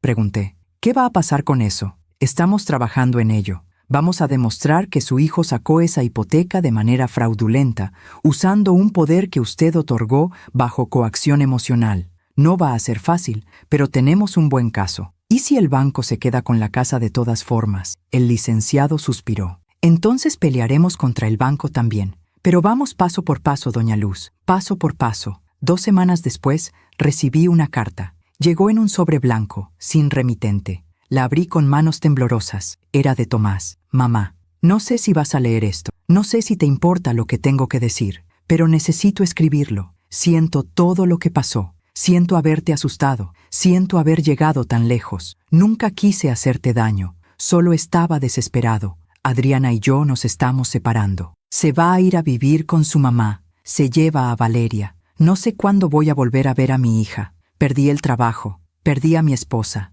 Estoy a punto de perder la casa que hipotequé. Y lo peor de todo es que perdí a mi mamá. No te pido que me perdones. Sé que no me lo merezco. Solo quiero que sepas que me arrepiento de todo y que ojalá pudiera regresar el tiempo y hacer las cosas diferentes, pero no puedo. Así que solo te digo esto. Gracias por todo lo que hiciste por mí, por criarme, por darme una familia, por amarme incluso cuando yo no supe amarte de vuelta. Y perdón por todo. Tomás, leí la carta 3 veces, cada vez con más lágrimas en los ojos. Era un reconocimiento, una disculpa, un adiós, pero no era suficiente, porque las palabras no devuelven lo que se perdió, no reparan lo que se rompió, no curan lo que se hirió. Guardé la carta en un cajón, junto con las fotografías de cuando Tomás era niño, junto con los recuerdos de un hijo que ya no existía, y seguí adelante. El juicio se llevó a cabo 3 meses después. Fue en una sala pequeña del juzgado civil, con un juez que se veía cansado y una secretaria que tecleaba todo lo que se decía. Tomás estuvo ahí,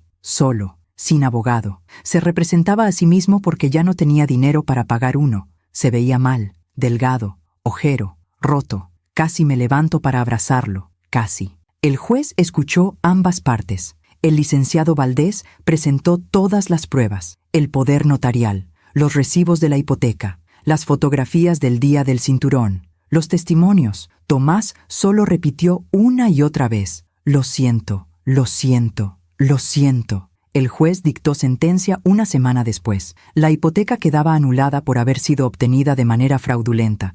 El banco tendría que asumir la pérdida. Mi casa volvía a estar completamente a mi nombre, sin deudas, sin hipotecas, libre. Tomás fue condenado a pagar una multa que jamás podría pagar y a mantener la orden de restricción vigente por 2 años. Gané, pero se sentía como una derrota, porque había ganado mi casa, pero había perdido a mi hijo, y ninguna casa, por más amada que sea, vale tanto como un hijo, aunque ese hijo haya tratado de destruirte. Los meses después del juicio fueron los más silenciosos de mi vida, no silenciosos de paz, silenciosos de ausencia, como cuando alguien muere y la casa se llena de ese vacío que no se puede llenar con nada. Todos los días me despertaba esperando escuchar el teléfono, una llamada de Tomás, un mensaje, cualquier cosa, pero no llegaba nada. La casa estaba oficialmente de vuelta a mi nombre. El licenciado Valdés me había entregado todos los papeles en orden, la escritura limpia, sin hipotecas, sin gravámenes, completamente mía. Debí sentir alivio, alegría, victoria. Pero lo único que sentía era un hueco en el pecho que crecía un poco más cada día. Una tarde de noviembre, 2 meses después del juicio, doña Carmen vino a visitarme. Llegó con tamales y atole, como hacía siempre que sabía que yo estaba triste. Nos sentamos en la mesa de la cocina. Esa mesa que había visto tantas conversaciones, tantas comidas, tantas lágrimas. ¿Has sabido algo de él?, preguntó Carmen, aunque ya sabía la respuesta. Nada, absolutamente nada. ¿Y de la niña?, negué con la cabeza. Las lágrimas empezaron a quemarme los ojos antes de que pudiera detenerlas. A veces me despierto en la madrugada y pienso en ella, en Valeria. Me pregunto cómo estará, si ya dice palabras, si ya camina, si se acuerda de mí. Es muy pequeña para acordarse, Luz, lo sé. Y eso es lo que más duele, que voy a ser la abuela que nunca conoció. La abuela que existe solo en fotografías viejas y en historias que tal vez nunca le cuenten. Carmen apretó mi mano sobre la mesa. Hiciste lo correcto, ¿sí? Porque no se siente como lo correcto. Se siente como si hubiera destruido mi propia familia. Tú no la destruiste, mijita. Ya estaba destruida. Tú solo dejaste de fingir que no lo estaba. Tenía razón. como siempre, pero eso no hacía que doliera menos. Esa misma semana recibí una llamada inesperada. Era una voz de mujer, joven, nerviosa. «¿Señora Luz María?» «Sí, ¿quién habla?» «Soy Carla, la prima de Adriana. Nos conocimos en la boda de Tomás». Recordé vagamente una chica alta, con lentes, que había estado sentada en una mesa al fondo. Había sido una de las pocas personas que me había hablado esa noche. «Sí, te recuerdo. ¿Qué pasó?» Quería avisarle algo. Sobre Tomás y Adriana. Mi corazón empezó a latir más rápido. «¿Qué pasó? ¿Están bien? ¿Está bien la niña?» «La niña está bien. Está con Adriana en casa de mi tía. Pero, señora Luz, necesita saber algo. Dime». Carla suspiró. Podía sentir su incomodidad a través del teléfono. «Adriana está planeando irse a Estados Unidos. Tiene una hermana en Texas. Quiere llevarse a Valeria. Para siempre». Sentí que el suelo desaparecía bajo mis pies. «¿Cuándo?» «En 2 semanas. Ya compró los boletos. Ya arregló todo». «¿Y Tomás?» «Tomás no sabe nada. Adriana dice que él no tiene derecho a opinar, que es un fracasado y que Valeria merece algo mejor». «¿Y tú por qué me cuentas esto?» Silencio. Luego, con voz quebrada: «Porque vi cómo Adriana la trataba, señora, a su familia, a usted, y no estuvo bien, y ahora está haciendo lo mismo con Tomás. Le está quitando a su hija sin que él lo sepa. Y yo no puedo quedarme callada. No es justo». «¿Tomás sabe que me estás llamando?» «No, nadie sabe, y le pido que no diga que fui yo quien le contó. Pero pensé que usted debía saberlo, por Valeria, porque esa niña merece tener a su familia, toda su familia». Colgamos. Me quedé con el teléfono en la mano, temblando. Adriana se iba a llevar a mi nieta a otro país, y Tomás no tenía idea. Podía quedarme callada. Podía dejar que las cosas siguieran su curso. Podía decir que no era mi problema,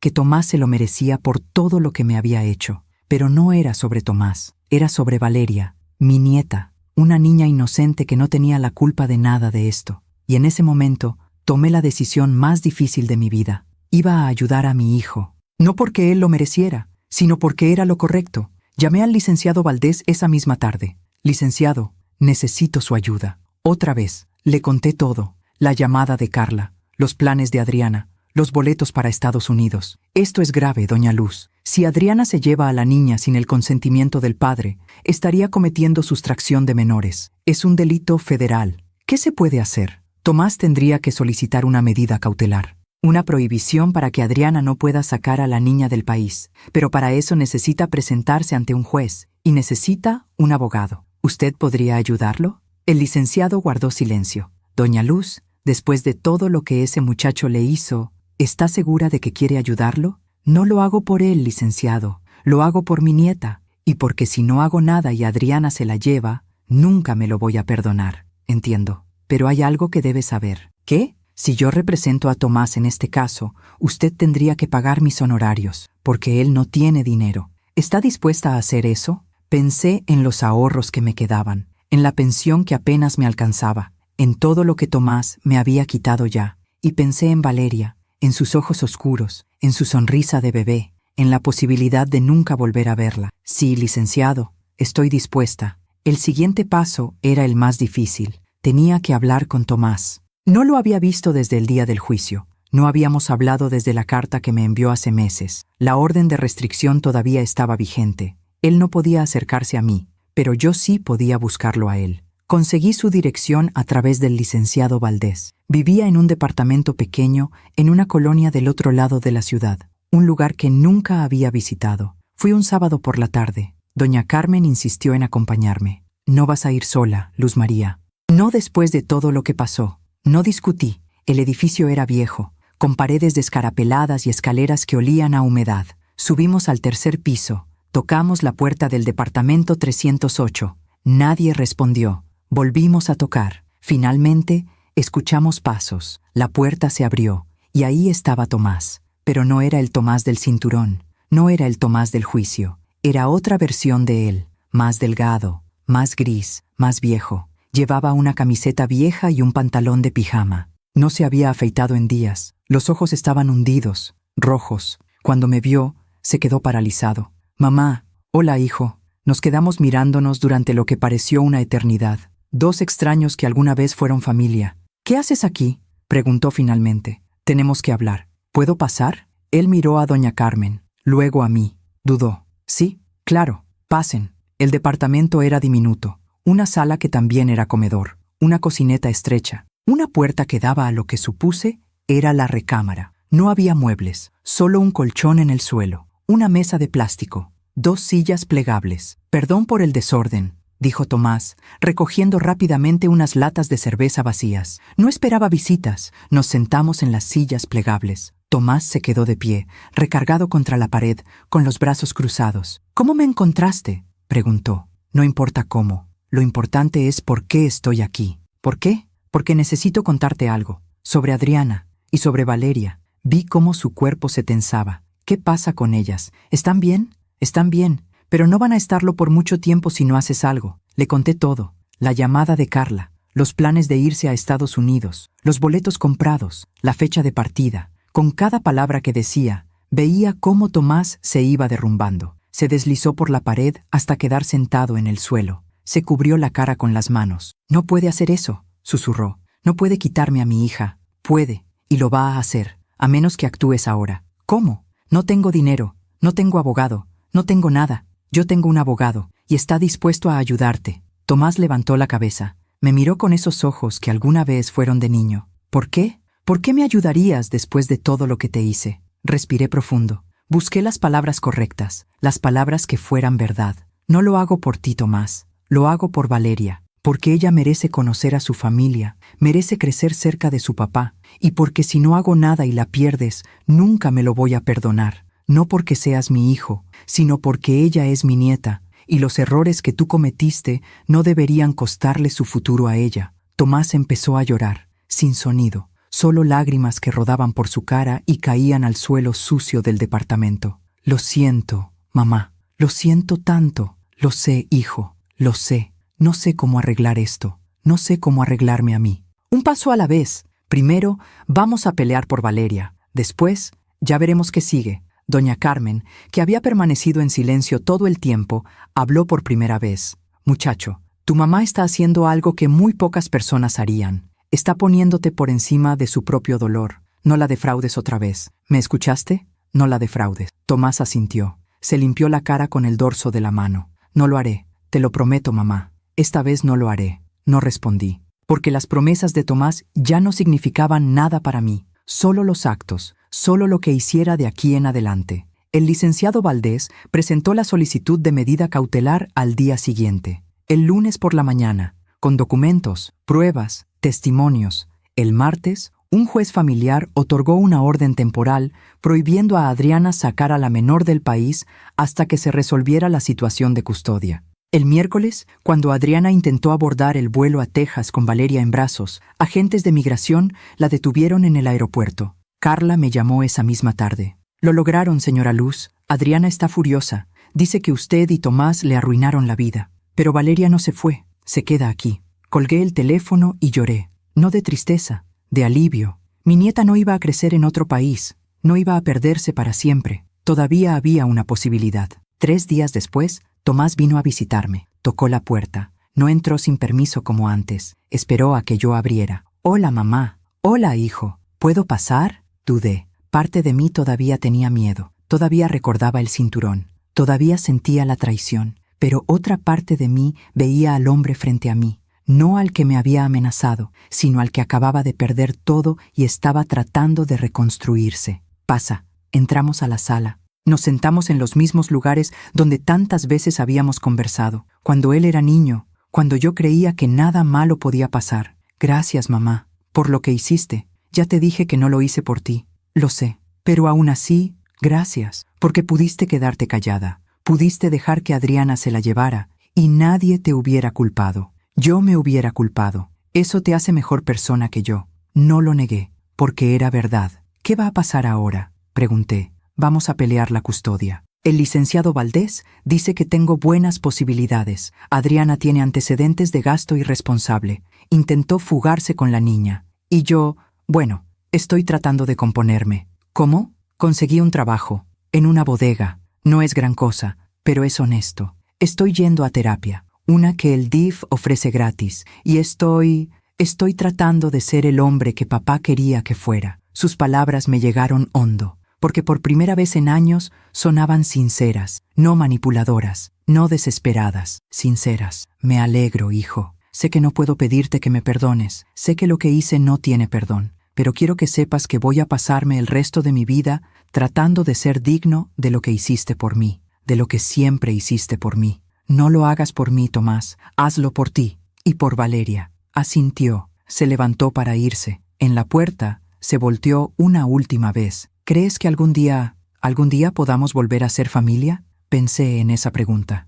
en todo lo que implicaba, en todo lo que se había roto, en todo lo que tal vez, solo tal vez, podría repararse con tiempo y esfuerzo. No lo sé, hijo, pero sé que el camino empieza con la verdad, y la verdad es que me lastimaste, mucho, y eso no se olvida de la noche a la mañana. Lo entiendo, pero también sé que eres mi hijo, y que parte de mí siempre va a quererte, aunque duela, aunque sea complicado, aunque nunca volvamos a ser lo que fuimos. Eso es más de lo que merezco, probablemente. Pero así es el amor de madre. No siempre es justo, solo es real. Se fue, y yo me quedé en la sala, mirando la puerta cerrada, preguntándome si había hecho lo correcto. La respuesta no llegó esa noche, ni la siguiente, ni la siguiente. Pero con el tiempo, empecé a entender algo. Hacer lo correcto no significa que duela menos, significa que puedes vivir contigo misma después. Y eso, al final del día, era lo único que realmente importaba. El tiempo es una cosa extraña. A veces pasa demasiado rápido, a veces demasiado lento, y a veces simplemente pasa haciendo su trabajo silencioso de revelar quiénes somos realmente. Pasó un año desde el día del cinturón, un año desde el juicio, un año desde que mi vida se partió en dos, el antes y el después. En ese año aprendí algo que nadie te enseña cuando eres joven, que la vida siempre cobra sus deudas, no de la forma que esperamos, no con el drama que imaginamos, sino de manera silenciosa, inevitable, como el agua que poco a poco desgasta la piedra. Supe de Adriana a través de Carla, quien seguía llamándome de vez en cuando para contarme cosas, no por chisme, sino porque, según ella, alguien tenía que saber la verdad. Después de que le impidieron irse a Estados Unidos, Adriana se quedó viviendo con su mamá, en esa casa grande de la colonia Roma, donde siempre había presumido que creció con todas las comodidades, pero las comodidades se acabaron rápido. La mamá de Adriana, la señora Patricia, resultó ser muy diferente a lo que Adriana les había contado a todos. No era la mujer rica y generosa que Adriana pintaba. Era una mujer amargada, controladora, que le echaba en cara cada peso que gastaba, cada plato de comida que comía, cada espacio que ocupaba en su casa. Mi tía la tiene cortita, me contó Carla en una de nuestras llamadas. Le pone horarios, la hace limpiar, le grita enfrente de Valeria. Es como si quisiera cobrarle todos los años que Adriana se portó como una princesa. ¿Y Adriana qué dice? Nada. ¿Qué puede decir? No tiene trabajo, no tiene dinero, no tiene a dónde ir. Está atrapada, atrapada. La misma palabra que Adriana usó para describir cómo se sentía conmigo cuando fingía ser amable. Ahora ella era la atrapada. La vida tiene esa manera de devolver las cosas. Un sábado por la tarde, 6 meses después de todo el escándalo del aeropuerto, me encontré a Adriana en el supermercado. No la reconocí al principio. Estaba en el pasillo de las ofertas, comparando precios de detergentes genéricos, con Valeria en un carrito de bebé ya muy usado. Llevaba el pelo recogido en una cola de caballo descuidada, sin maquillaje, con una sudadera vieja y unos pantalones de mezclilla desgastados. Ya no tenía uñas largas y pintadas. Las tenía cortas, sin pintura, con las cutículas maltratadas. Se veía cansada, vieja, aunque solo tenía 30 años. Cuando nuestras miradas se cruzaron, vi algo en sus ojos. No odio, no rabia, algo peor, vergüenza. Desvió la mirada rápidamente. Tomó el detergente más barato, sin siquiera mirarlo, y empujó el carrito en dirección contraria. Pero Valeria me vio, y aunque no sabía quién era yo, extendió sus manitas hacia mí. «Hola», dijo, con esa voz de bebé que te rompe el corazón. Adriana se detuvo, se quedó paralizada. Me acerqué despacio, sin amenazar, sin juzgar. «Hola, Valeria», susurré. «Hola, mi amor». La niña sonrió. Tenía 2 dientes nuevos, los ojos de Ricardo, el pelo de Tomás. «Es muy bonita», le dije a Adriana. Ella no respondió, solo miraba el piso. «¿Cómo estás, Adriana?» Por un momento pensé que no iba a contestar, que simplemente iba a irse sin decir nada. Pero entonces habló, con una voz tan baja que apenas la escuché. «Mal, doña Luz, estoy mal». No supe qué decir. Parte de mí quería sentir satisfacción. Quería decirle, esto es lo que pasa cuando lastimas a la gente. esto es lo que pasa cuando solo piensas en ti. Pero cuando vi sus ojos, solo vi a una mujer rota, una mujer que había apostado todo a la codicia y había perdido. Lo siento, dije finalmente. Ella levantó la vista, sorprendida. ¿Usted lo siente? Después de todo lo que le hice, ¿usted lo siente? Siento que estés sufriendo, porque nadie merece sufrir, ni siquiera tú. Las lágrimas empezaron a rodar por su cara, sin sollozos, sin drama, solo lágrimas silenciosas de alguien que finalmente entiende que sus decisiones tienen consecuencias. Yo no supe apreciar lo que tenía. A Tomás, la casa, una familia que me aceptaba, lo quería todo, y ahora no tengo nada. Tienes a Valeria, ni siquiera eso. Tomás está peleando la custodia, y va a ganar, lo sé, porque yo soy un desastre, y él está cambiando, de verdad. ¿Y tú? ¿Estás cambiando? Se encogió de hombros. No lo sé, tal vez, o tal vez solo estoy recibiendo lo que merezco. Nadie merece ser infeliz, Adriana, pero todos merecemos las consecuencias de nuestras decisiones, y eso es lo que está pasando ahora. La vida te está cobrando lo que le debías. Asintió. Se limpió la cara con la manga de la sudadera. ¿Alguna vez me va a perdonar? Lo pensé. Honestamente lo pensé. No lo sé, pero sé que el perdón no se pide, se gana, y eso toma tiempo, mucho tiempo. Lo entiendo. Valeria empezó a llorar. Adriana la sacó del carrito y la meció torpemente, sin la práctica, sin la paciencia, como alguien que nunca aprendió a ser mamá, porque siempre pensó que otras personas harían el trabajo por ella. ¿Necesitas ayuda?, pregunté. Adriana me miró. En sus ojos había orgullo peleando con desesperación. La desesperación ganó. Sí, susurró. Sí necesito ayuda. Entonces aprende a pedirla, sin manipular, sin amenazar, sin usar a la niña como moneda de cambio.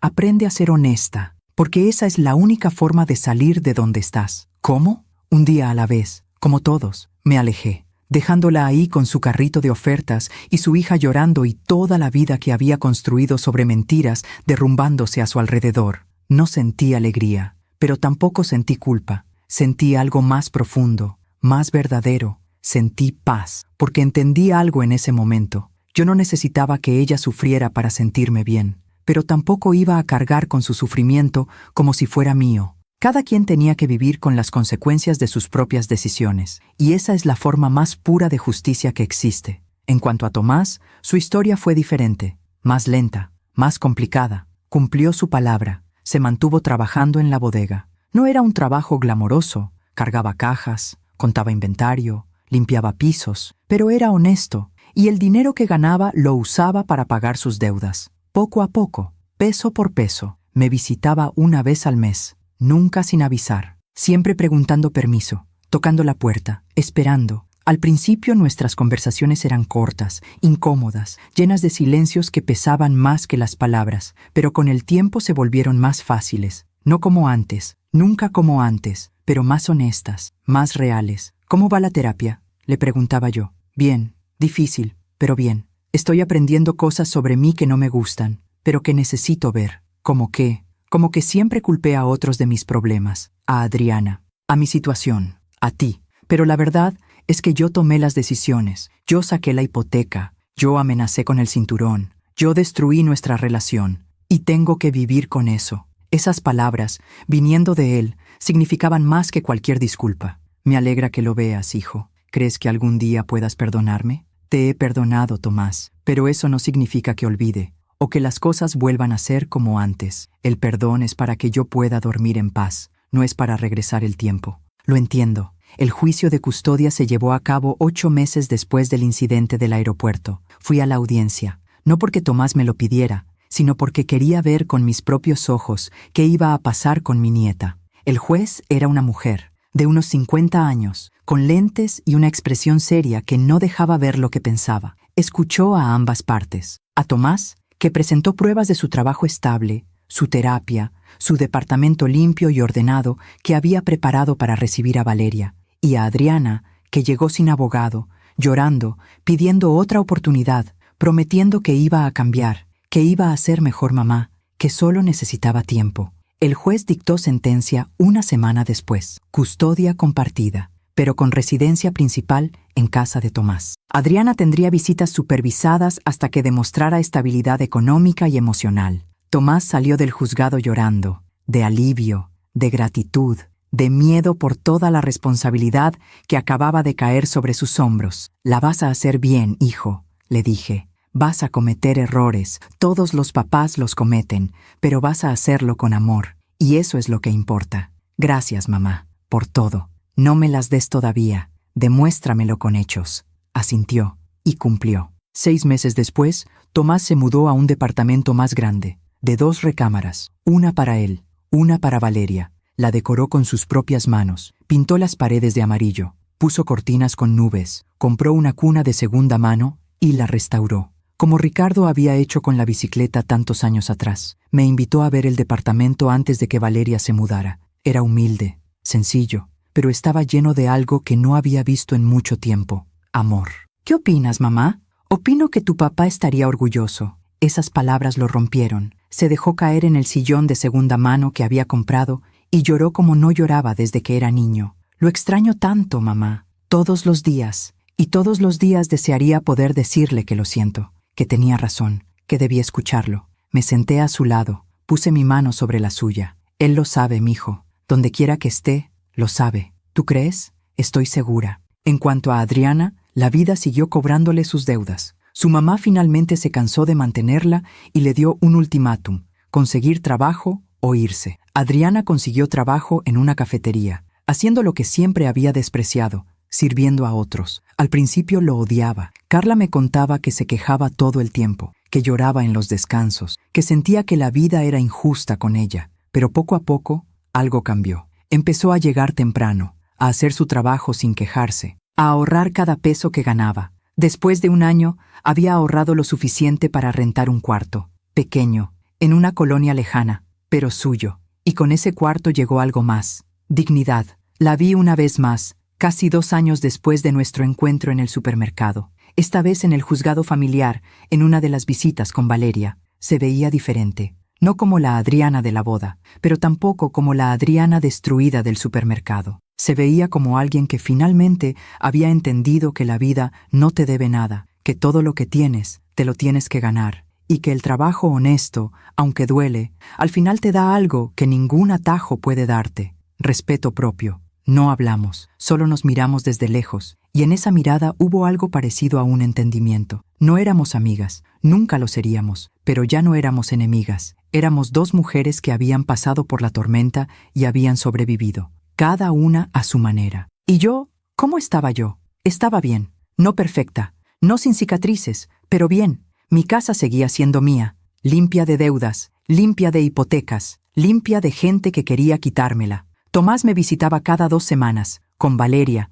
Mi nieta corría por el patio persiguiendo las mariposas que visitaban la bugambilia, esa bugambilia que seguía floreciendo, morada, brillante, fiel. La niña me decía: abuela Luz, con esa vocecita que me derretía el corazón. Y cuando me abrazaba, yo sentía que todo, absolutamente todo lo que había pasado, había valido la pena. Un domingo, después de comer, Tomás y yo nos quedamos en la mesa de la cocina mientras Valeria dormía la siesta en el sillón de la sala. Mamá, quiero preguntarte algo. Dime, hijo, ¿alguna vez me llamaste loca? Cuando todo estaba pasando, ¿me dijiste que estaba loca por no darles lo que pedían? Lo pensé. Recordé aquellos días oscuros, aquellas noches de miedo. No, hijo, nunca te llamé loca, pero sí hubo gente que lo pensó, que pensó que yo estaba loca por defenderme, por poner límites, por no seguir siendo la madre que se sacrifica hasta desaparecer. ¿Y qué piensas ahora? Pienso que la única locura es renunciar a tu dignidad por miedo a estar sola, porque al final, si renuncias a quien eres, estás sola de todas formas, sola de ti misma, y esa es la peor soledad de todas. Tomás asintió. Miró por la ventana hacia el patio donde Valeria había estado jugando. Alguna vez pensé que tú eras injusta conmigo, que me quitaste lo que era mío. Pero ahora entiendo que nunca fue mío, era tuyo, y yo intenté robártelo, no solo la casa, tu paz, tu dignidad, tu vida. Lo entiendes porque maduraste, hijo, porque la vida te enseñó. A veces la vida es la mejor maestra, aunque sea la más dura. ¿Alguna vez viste cómo terminé? Después de todo lo que pasó, sonreí, una sonrisa triste pero honesta. Te vi, Tomás, te vi solo en ese departamento miserable, te vi sin trabajo, sin esposa, sin dinero. Te vi tocar fondo, y no sentí alegría, pero tampoco sentí culpa, porque entendí algo importante. ¿Qué? Que a veces el amor más grande que le puedes dar a alguien es dejar que enfrente las consecuencias de sus actos, porque solo así puede crecer, solo así puede cambiar. Tomás se limpió una lágrima que rodaba por su mejilla.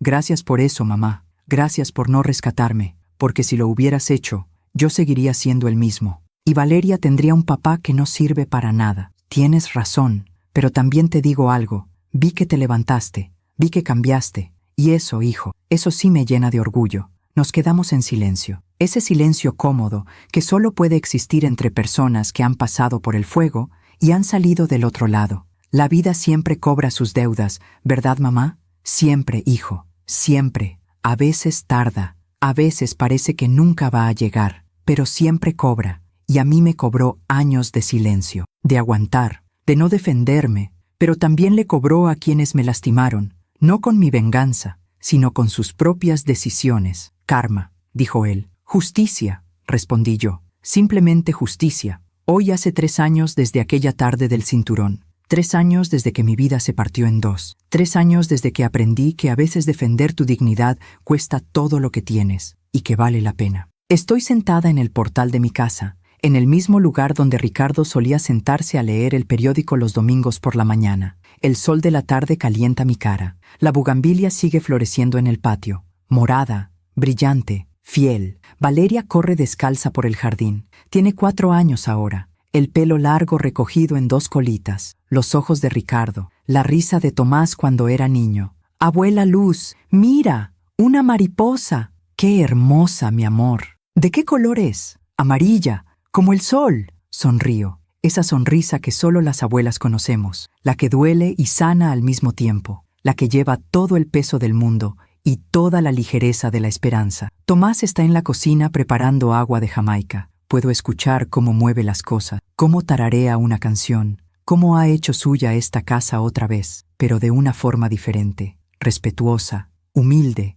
Viene desde hace 2 años todos los domingos, con Valeria, a comer, a conversar. A veces, solo a estar en silencio juntos. No es el hijo que tuve. Ese hijo murió el día del cinturón. Pero es el hombre que ese hijo pudo haber sido si la vida no lo hubiera desviado del camino. Y ese hombre está aprendiendo a ser mejor cada día. Sale al portal con 2 vasos de agua de Jamaica. Me da uno y se sienta en la silla junto a la mía. Gracias, mijo. De nada, mamá. Tomamos en silencio, viendo a Valeria perseguir mariposas, viendo la tarde caer lentamente sobre el patio, viendo la vida continuar su curso inevitable. Mamá, ¿puedo preguntarte algo? Claro, hijo. ¿Alguna vez te arrepientes de todo lo que pasó, de haberme enfrentado, de haber revocado el poder, de todo? Lo pienso, honestamente lo pienso, porque esa pregunta merece una respuesta verdadera. Me arrepiento de muchas cosas, Tomás. Me arrepiento de no haber puesto límites antes, de haberte dado todo sin enseñarte el valor de ganártelo, de haberte rescatado cada vez que caías en lugar de dejarte aprender. Pero no me arrepiento de haberme defendido, porque defenderme fue lo único que me salvó, a mí y eventualmente a ti también. ¿Cómo a mí? Porque si yo te hubiera dado la casa, si hubiera firmado esa segunda procuración, si hubiera seguido siendo tu salvavidas cada vez que te hundías, tú nunca habrías aprendido a nadar, nunca habrías tocado fondo, nunca habrías tenido que mirar en el espejo y preguntarte quién eras realmente, y nunca habrías cambiado. Tomás asiente, bebe su agua de Jamaica, mira a su hija. Tenías razón, en todo, y yo estaba cegado por la ambición, por las mentiras de Adriana, por mi propia inmadurez. Todos nos cegamos a veces, hijo. Lo importante es abrir los ojos antes de que sea demasiado tarde. Casi fue demasiado tarde, pero no lo fue. Y eso es lo que cuenta. Valeria corre hacia nosotros con las manos llenas de flores que arrancó del jardín. Para ti, abuela. Son bonitas como tú. Tomo las flores, pequeñas, maltratadas por sus manitas de niña, pero hermosas de todas formas. Gracias, mi vida. Son las flores más bonitas que he recibido en mi vida. ¿Más bonitas que las de mi papá? Miro a Tomás. Él sonríe. Tan bonitas como las de tu papá cuando era niño, y me traía flores del jardín del vecino sin permiso. Valeria se ríe. Esa risa cristalina que solo los niños tienen, y corre de vuelta al jardín. ¿Le contaste esa historia?, pregunta Tomás. Claro. Los niños necesitan saber que sus papás también fueron niños, también cometieron errores, también aprendieron. ¿Le vas a contar algún día lo que pasó? entre nosotros, lo pienso, cuando sea mayor, cuando pueda entender, cuando necesite saber que las familias no son perfectas, que la gente comete errores, pero que también puede cambiar, y que el amor verdadero no es el que nunca se rompe, es el que se rompe y aún así encuentra la manera de seguir existiendo, diferente,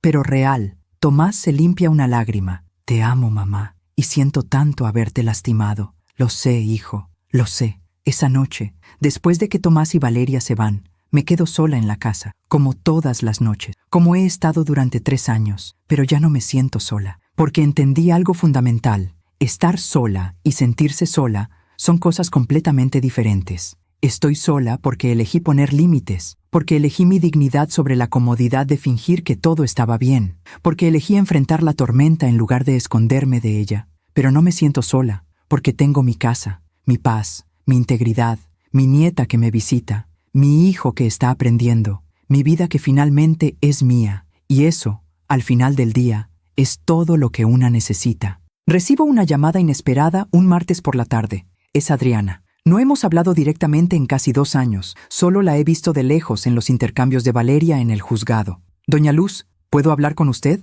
Claro, Adriana. Dime. Silencio. Respiración nerviosa. Yo quería agradecerle. ¿Agradecerme? ¿Por qué? Por no dejar que me saliera con la mía, por defender su casa, por ponerme un límite cuando nadie más lo hacía. Porque si usted no lo hubiera hecho, yo seguiría siendo la misma persona horrible que era, y nunca habría aprendido. Nunca habría cambiado. Sus palabras me sorprenden, no por lo que dicen, sino por lo genuinas que suenan. ¿Y has cambiado, Adriana? Estoy tratando. Sigo trabajando en la cafetería. Ahorré para un curso de repostería. Quiero abrir mi propio negocio algún día. Algo pequeño, pero mío, ganado con mi esfuerzo. Me alegro por ti. Y estoy yendo a terapia, igual que Tomás. Estoy aprendiendo a ser mejor mamá para Valeria, a no usar el dinero como sustituto del amor, a estar presente. No perfecta, pero presente. Eso es lo que los hijos necesitan. No perfección, presencia. Doña Luz, yo sé que nunca voy a poder compensar todo lo que le hice. Sé que nunca vamos a ser familia en el sentido tradicional, pero quiero que sepa que la respeto, y que si mi hija crece siendo aunque sea la mitad de fuerte que usted, voy a considerarme exitosa. No sé qué decir. Las palabras se me atascan en la garganta. Gracias, Adriana. Eso significa mucho. ¿Cree que algún día podamos, no sé, tomar un café? ¿Hablar? No como enemigas, sino como 2 mujeres que pasaron por lo mismo y sobrevivieron. Lo pienso, y me sorprendo a mí misma cuando digo, sí, creo que sí podemos. Algún día, cuando estemos listas. Gracias, Doña Luz, por todo, por ser el espejo donde tuve que verme. Aunque no me gustara lo que vi, colgamos, y yo me quedo sentada en mi sala, mirando las paredes de mi casa, pensando en lo extraña que es la vida. En cómo las personas que más nos lastiman a veces son las que más aprenden de nosotros, y en cómo el dolor, cuando se procesa correctamente, puede convertirse en sabiduría. Un domingo, 3 años y medio después de todo, doña Carmen y yo estamos tomando café en su cocina, como hemos hecho durante 40 años, como seguiremos haciendo hasta que una de las 2 ya no esté. ¿Sabes qué es lo que más admiro de ti, Luz María? Me dice de repente. ¿Qué? Que nunca te volviste amargada, después de todo lo que pasó. Muchas mujeres se habrían vuelto duras, resentidas, cerradas, pero tú no. Tú seguiste siendo tú, solo que más fuerte. No siempre me siento fuerte, Carmen. Nadie se siente fuerte todo el tiempo, mijita. La fortaleza no es no tener miedo, es tener miedo y aún así hacer lo correcto. ¿Y crees que hice lo correcto? ¿Tú qué crees? Lo pienso. Pienso en todo el camino recorrido, en todo lo perdido, en todo lo ganado. Creo que hice lo único que podía hacer, y eso tiene que ser suficiente. Carmen sonríe. Esa sonrisa sabia de quien ha vivido demasiado y ha visto demasiado. Eso no solo es suficiente, Luz, es todo. Hoy, mientras escribo esto en mi diario, mientras dejo estas palabras como testimonio de lo que viví, pienso en todas las mujeres que están pasando por lo mismo que yo pasé. Las mujeres que están siendo manipuladas por sus hijos, por sus parejas, por su familia. Las mujeres que están dando y dando hasta que no les queda nada. Las mujeres que tienen miedo de poner límites porque temen quedarse solas. Y quiero decirles algo. Es mejor estar sola que acompañada de personas que te destruyen. Es mejor perderlo todo que perder tu dignidad. Es mejor enfrentar la tormenta que vivir bajo la sombra de la amenaza constante. Porque al final, Lo único que realmente te pertenece es tu integridad. Y si la entregas por miedo, por amor malentendido, por no enfrentar el conflicto, entonces lo has perdido todo de todas formas. Yo perdí a mi hijo durante un tiempo, perdí a mi nieta, perdí la fantasía de la familia perfecta que nunca existió, pero gané algo más valioso. Gané el respeto de mí misma. Gané la paz de dormir sabiendo que no traicioné mis principios. Gané la fuerza de saber que puedo sobrevivir a cualquier cosa. Y eventualmente gané de vuelta una versión más honesta de mi familia. No perfecta, no sin cicatrices, pero real. Valeria acaba de entrar a la sala. Se sube a mi regazo con un libro de cuentos. Abuela, ¿me lees? Claro, mi amor. ¿Cuál quieres? El de la princesa valiente. Sonrío, porque la vida tiene esas ironías. Abro el libro. Es la historia de una princesa que tiene que enfrentarse a un dragón. No para que un príncipe la salve, sino para salvarse a sí misma. Había una vez una princesa que vivía en un castillo hermoso. Comienzo a leer. Pero un día descubrió que el dragón que la amenazaba no vivía afuera del castillo, vivía adentro, y era mucho más difícil de vencer. ¿Lo venció?, pregunta Valeria. Sí, mi amor, lo venció, no con una espada, sino con algo más poderoso. ¿Qué? Con la verdad, y con la decisión de no seguir teniendo miedo. Valeria me mira con esos ojos enormes que todo lo absorben. ¿Tú también venciste un dragón, abuela? Mi voz se quiebra un poco. Sí, mi vida, también vencí un dragón. ¿Y cómo lo hiciste? Igual que la princesa, con la verdad, y dejando de tener miedo. ¿Y fuiste feliz después? Miro por la ventana. El sol está cayendo sobre el patio. La bugambilia sigue floreciendo. Tomás está en la cocina preparando la cena. La casa huele a frijoles y tortillas, a hogar. Sí, mi amor, fui feliz. No siempre, no perfectamente, pero fui feliz, porque finalmente fui libre. Valeria sonríe y se acurruca contra mi pecho. Yo también quiero ser valiente como tú, abuela. Ya lo eres, mi vida. Ya lo eres. Si mi historia ayuda a una sola mujer a abrir los ojos, habrá valido la pena. Si mi dolor sirve para que alguien más ponga límites antes de que sea demasiado tarde, habrá tenido sentido. Si mi experiencia le da fuerza a otra abuela, otra madre, otra mujer que está siendo manipulada por quienes debería amar, entonces cada lágrima que derramé habrá regado algo bueno. Porque la vida siempre cobra sus deudas, siempre, no con nuestra venganza, sino con sus propias consecuencias. Y al final, lo único que queda es la verdad de quiénes somos, de lo que hicimos, de lo que elegimos defender. Yo elegí defenderme, y no me arrepiento, porque en ese momento terrible, cuando mi hijo levantó el cinturón, cuando mi nuera rió, cuando pensé que había perdido todo, alguien tocó la campainha, y ese alguien fue la vida misma, recordándome que no estaba sola, que nunca estuve sola, que siempre hay una salida cuando tienes el valor de buscarla. Hoy vivo en mi casa, la casa que pagué con 40 años de trabajo, la casa que estuve a punto de perder, la casa que defendí con todo lo que tenía, y cada mañana, cuando me despierto y veo el sol entrando por mi ventana, doy gracias, no porque todo sea perfecto, sino porque es mío, ganado, defendido, merecido, y eso, al final, es lo único que importa. Gracias por escucharme hasta el final. Si esta historia tocó tu corazón, suscríbete y activa la campanita para escuchar más historias de mujeres que transformaron su dolor en sabiduría. Cada día, una mujer, una lección de vida. Comparte esta historia con alguien que amas. A veces, una historia así puede cambiar todo un día. Que Dios te bendiga y hasta la próxima.